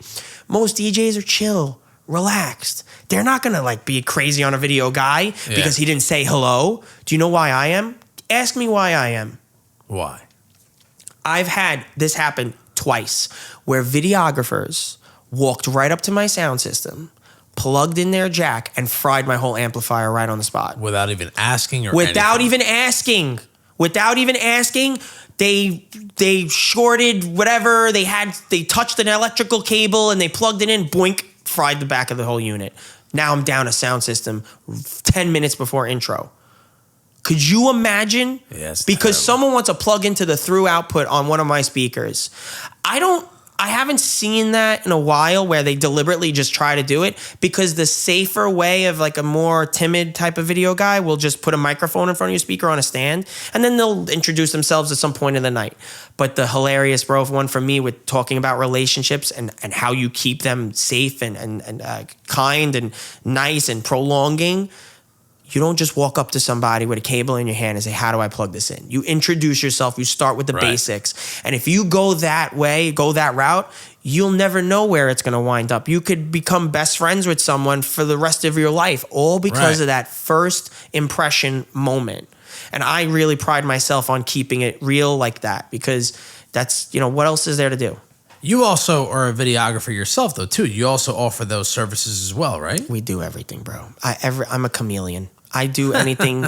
I don't say I do everything because it makes money, but the number one pain point that I noticed over the years is that, first off, I don't do everything at the same time. It's physically impossible. You cannot be a photographer, videographer, DJ, an MC, and everything all at once. I'm kind of being weird about that. Where I say I've never done it all at once, I'm probably lying, but that's only because people would bail, and then I got a camera tossed in my hand because someone didn't show up. And that's part of why I feel like I succeeded so far in business, because I always covered my butt. Your ability to adapt. Exactly. Like, if I have to protect the fact that if I rely on staff, like a photographer, videographer, so on and so forth, if they don't show up, what happens? Do I just refund the client? No, they don't care about the money. How are you going to tell a bride she has no camera guy for her party? All her memories for the rest of her life. She's going to remember that forever, that you messed up. Right. The fragility of the event industry and the miracle moments that you're creating for these people, they're investing a lot into you. You have to keep it real and make sure you're covering it. But yeah, thank you for asking. But video, I meet so many people. Some people like me for my video. Some people like me for my photos. Some people like me as a DJ. It's all over the place because I've invested over the years. You have to reinvent yourself. So I've tried to little by little invest time into each one of those categories to be as diverse and as profitable as possible. Right. So since I'm not familiar with your industry, I have a question. What are some of the trends that you personally see within your industry, the event space, let's just say, gaining like serious momentum, like the ones that you cover, like weddings, parties, Sweet 16s, whatever the case may be? And how do you stay ahead of the curve and not fall behind, whether it's technology or just anything, any type of momentum as a whole?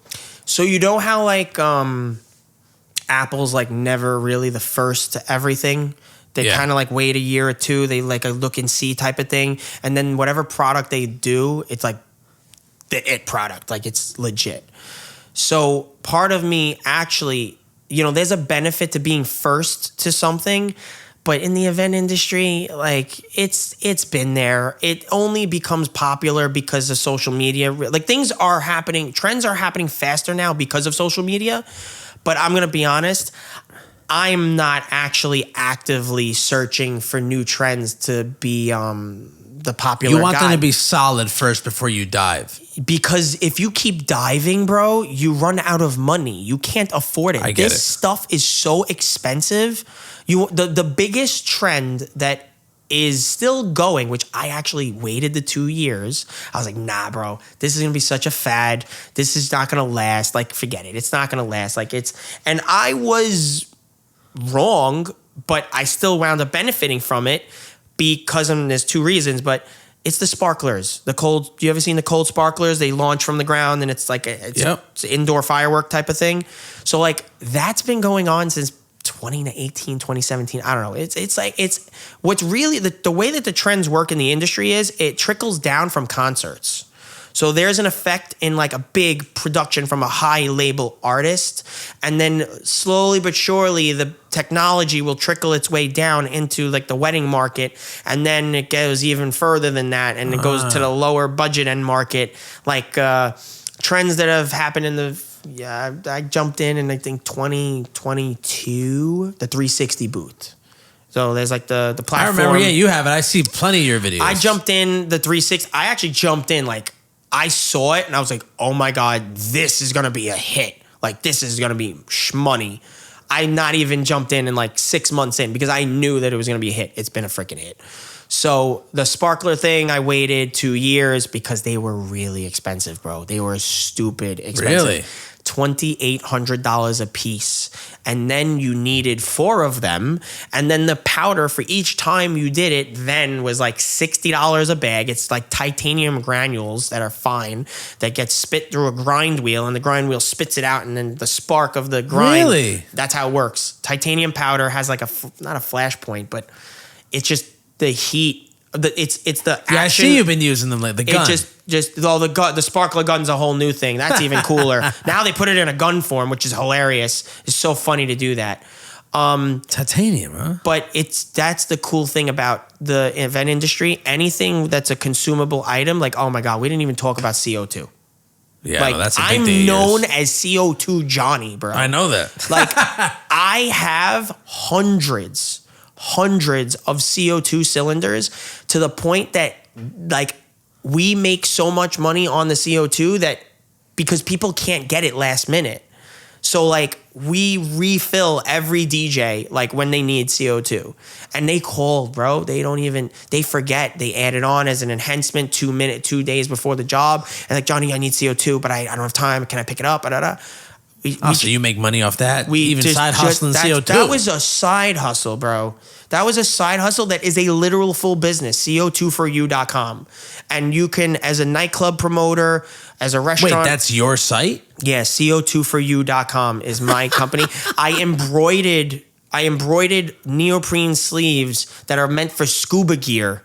Off of the outside of the fucking can, right? Outside of the can. Wow. And I cover the can and my label's there all around, all the sides. I get calls from Google. So we supply restaurants, we supply nightclubs just on CO2. That's a whole nother business. Wow. So for me, it's like amazing to do the CO2 because you're hot, sweaty on the dance floor, and boom, iced out everybody, it drops down. My inspiration behind that was Pacha in the city. Because did you ever go to Pacha? No, but I was always a big fan of that whole era. So like I was too young, but I got to go there for a couple of teen nights. But Eric Murillo, I believe, was part owner of Pacha, the one in New York, not the Ibiza one. So basically, yeah, I'm talking about the one in New York. Yeah. In New York, my brother had awesome connects with all the industry nightlife guys. Bro, on one hand, I've probably paid to go to a club or something maybe in my whole life. Like it's just knowing everybody in the industry. That's the cool part that like why you want to be a part of it because you just get in everywhere you want to go. So the cool thing with Pacha that I was a kid that I was very impressionable is when a big artist was there and that song would drop. Pacha was so big with the CO2 jets in the ceiling that the song would hit. Everyone's going crazy, and all you would hear is the hiss. And the hiss would go for like 4 to 6 seconds, and you knew it was coming. But the hiss would go for 4 to 6 seconds on the drop with the sirens and everything, whatever. And then right after that 6 seconds, the whole entire club would white out to the point you can't see in front of your face. If there's a person standing in front of you, 4 inches in front of your face, you could not see that person. The CO2 would ice out the whole club, and you'd be able to ready to rock and roll all over again. Wow. It was the most intense experience, and that blew my mind, and I needed to figure out a way of how to bring that to the club, because that is a permanent install, and the hissing sound, why it does that is because the hoses were so far away from the tanks. When they press the button, You're hearing it travel? You're hearing it travel through the lines hundreds of feet, and it has to get to the head. So it blows the gas through the line, and then it finally comes out. Wow. So now with the CO2 tanks that we have, you literally press that lever and boom, it's right in your face instantaneously. And we do this almost every party. People specifically book me just for that experience. And it's so expensive to buy one of these tanks. Like they're like $600-$700 a piece, brand new. And then you still have to fill them. Right. It's like buying a propane tank and then, you know. And I'm not disclosing all my secrets, but I have the sickest hookup of all hookups for where I get my liquid CO2. Wow. And that's how I'm able to keep the costs at a level. Pasha was the inspiration. That's interesting. Pasha was the inspiration. And I have not raised my prices for CO2 since the day I started it. Wow. Because that's how good of a hookup I have with the prices in the industry. CO2foryou.com. So that's just one aspect, but that's a trend that'll never die. The other things, how we discover them, it's social media now. But I'm not worried about the trends. Right. It doesn't pertain to me. It's going with what works and doing it the best you could possibly do. And you're only going to do that through overtime and experience and putting your heart and soul into getting it done. And then, you'll just succeed. Wow. Success, right? Success in general. To you personally, what defines success to you? And has that vision of success changed from when you started up until present day at all?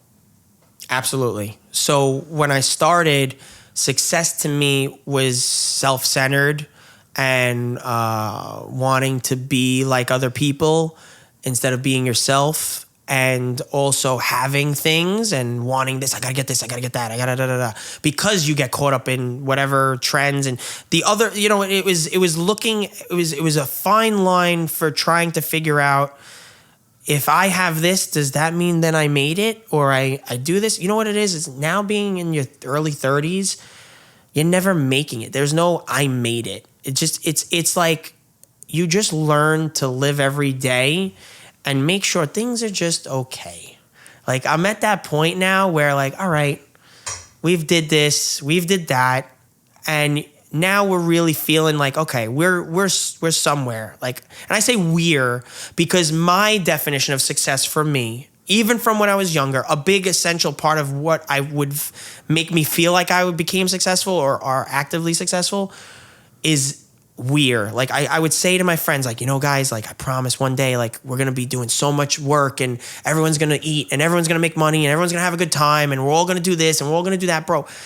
Dude, to be able to put people on full time and make them more money than their day job, and they call you and reach out and say, yo, when's the next one? What are we doing? Like, what, can I do this? Can I do that? And people actively showing interest in what you do, that's where you feel like the real success. But internally, like that's when it's obvious what I just said. But internally for me, now that I have a family with my wife and I just had a baby 5 months ago, bro. God bless Fallon. Love that name, by the way. Success is the moment I walk in the door and I see I got to that point. And it's sad because a lot of people in life don't get that moment, bro. They don't get that moment. And that full circle moment, like, as a kid, I was super crazy to my parents. Watching what my wife went through the past 5 months and even right now, like I'm able to be here with you, spend hours talking, chatting, go buy a random Tesla in the middle, be gone all day, 12 hours a day. And my wife is at home and she's taking care of that baby, diapers, food, breastfeeding. It's a lot of work. Plus, I have the 6 dogs, the 6 Yorkies, which is hilarious. Fuck, yeah. That's a whole nother story. I know it sounds crazy. Like, that's success, bro. Finding someone that, it's so funny how I started saying not having a partner is what was key in business. But in life. But in life, exactly. Having that partner. And you know what's hard? I didn't understand that until I had gotten married and now have a baby. I had that partner by my side and I didn't even realize it because on paper, she was not my partner, but in life, she was my real partner. Dude, Christiana, like, busted her butt. She was taking my pictures for me. She was lifting the truss. People would request her to be at their party. There's a lady that's named Fran that specifically for the past decade comes to the feast that I do in Brooklyn every year, and she somehow, some way knows everything that I do for watching it on social media, and she makes it her moment to come out and see us. And she's like, how's Christiana? And Christiana's there, and she's like, oh my God, I love you. Like, there's like people out there that after all these years that put so much effort into like celebrating what we've built. Wow. And it was all there right along. And I didn't even realize it until finally getting married, having how special this relationship I had was. And it's just, everything just became so full circle in that moment. So yes, I secretly had a partner, but I didn't know it all along. And she was right there by my side, helping me build everything little by little. And now, you know what? The payoff is my wife, she did an amazing job helping me get to the point that I was at, dealing with me on those days where I was stressed out, crying. Right. Dude, she's seen me. Yo, you know what's crazy about the grids? Bring it back to the grids real quick. Bro, they survived a full 6-inch flood in my house, okay, because of a water boiler break. I lost $40,000 worth of DJ gear in a flood. Wow. In a packed 5-event weekend, backpacks, computers, this, that, the other, and my backups were what saved me. And the grids got hit on that. I had to buy all new power supplies. I didn't tell you. You got new power supplies. Sorry. Yeah. So literally, like, your life partner. If anyone's going to be successful, you have to invest in that at a certain point. Like, focus on business. If you're hustling, focus on business, but there's going to be a threshold that if you don't find that life partner, right, you could screw up for the rest of your life. I was so lucky that I did screw up 1,000 times, and she did not let it go, and she persisted, and she's like, I know that one day that this is going to be amazing. And that is the true key to how I became successful. I couldn't agree more. I mean, hey, we still got time left, but I'm just like, I feel the success. Now, you'd say everyone's successful. Happiness should be the main driver, you know. But what makes you happy? Feel what you feel inside, and right. I really do feel that now. I do, yeah, definitely. I couldn't agree more, man. I feel the same way with me and my wife. You know. Well, listen. Thank you for coming by. Loved hearing your story. I feel like you and I could go for another 10 hours. I definitely could. I got to cap it at some point. You know, it's an amazing time. Please give your info, your social media handles, your websites. Give it to everybody. We need a part 2 for all of that. We do. I'm down. Just literally. I'm down. But give your handles and stuff. Johnny Braciole on Instagram, JOHNNYBRACIOLE. That's how I spell it. That's my nickname as a DJ.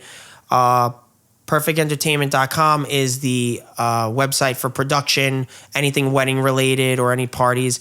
EventFriend is if you're really early on in your planning and you're just casually looking around and you want to just see what's out there, see the trends, see what things cost. Or if you're looking for someone to coordinate anything other than just your entertainment aspect, but decor, floral, the whole full-blown logistics for like the big picture of things. We handle all of that. Wow. We have huge events coming up in the next few weeks that we're going to be like my cousin's wedding in 2 weeks. Wow. I'm literally doing everything. Wow. Like literally every single thing. They live in Florida. So they're counting on me to take care of everything up north to make this thing go down. So, you know, that's really the key. You know, just check it out. Thank you so much for your time, Al. Really, how our friendship has grown over the years. I really appreciate the opportunity. And thank you for sharing your stories and letting me share my story with everybody. And I hope to be back here for another grid game soon. Oh, soon, man. End of this month, maybe next month. But thank you for coming and sharing your story, man. You're the best. Thank you, bro. Love really. you. Until next time. Yeah.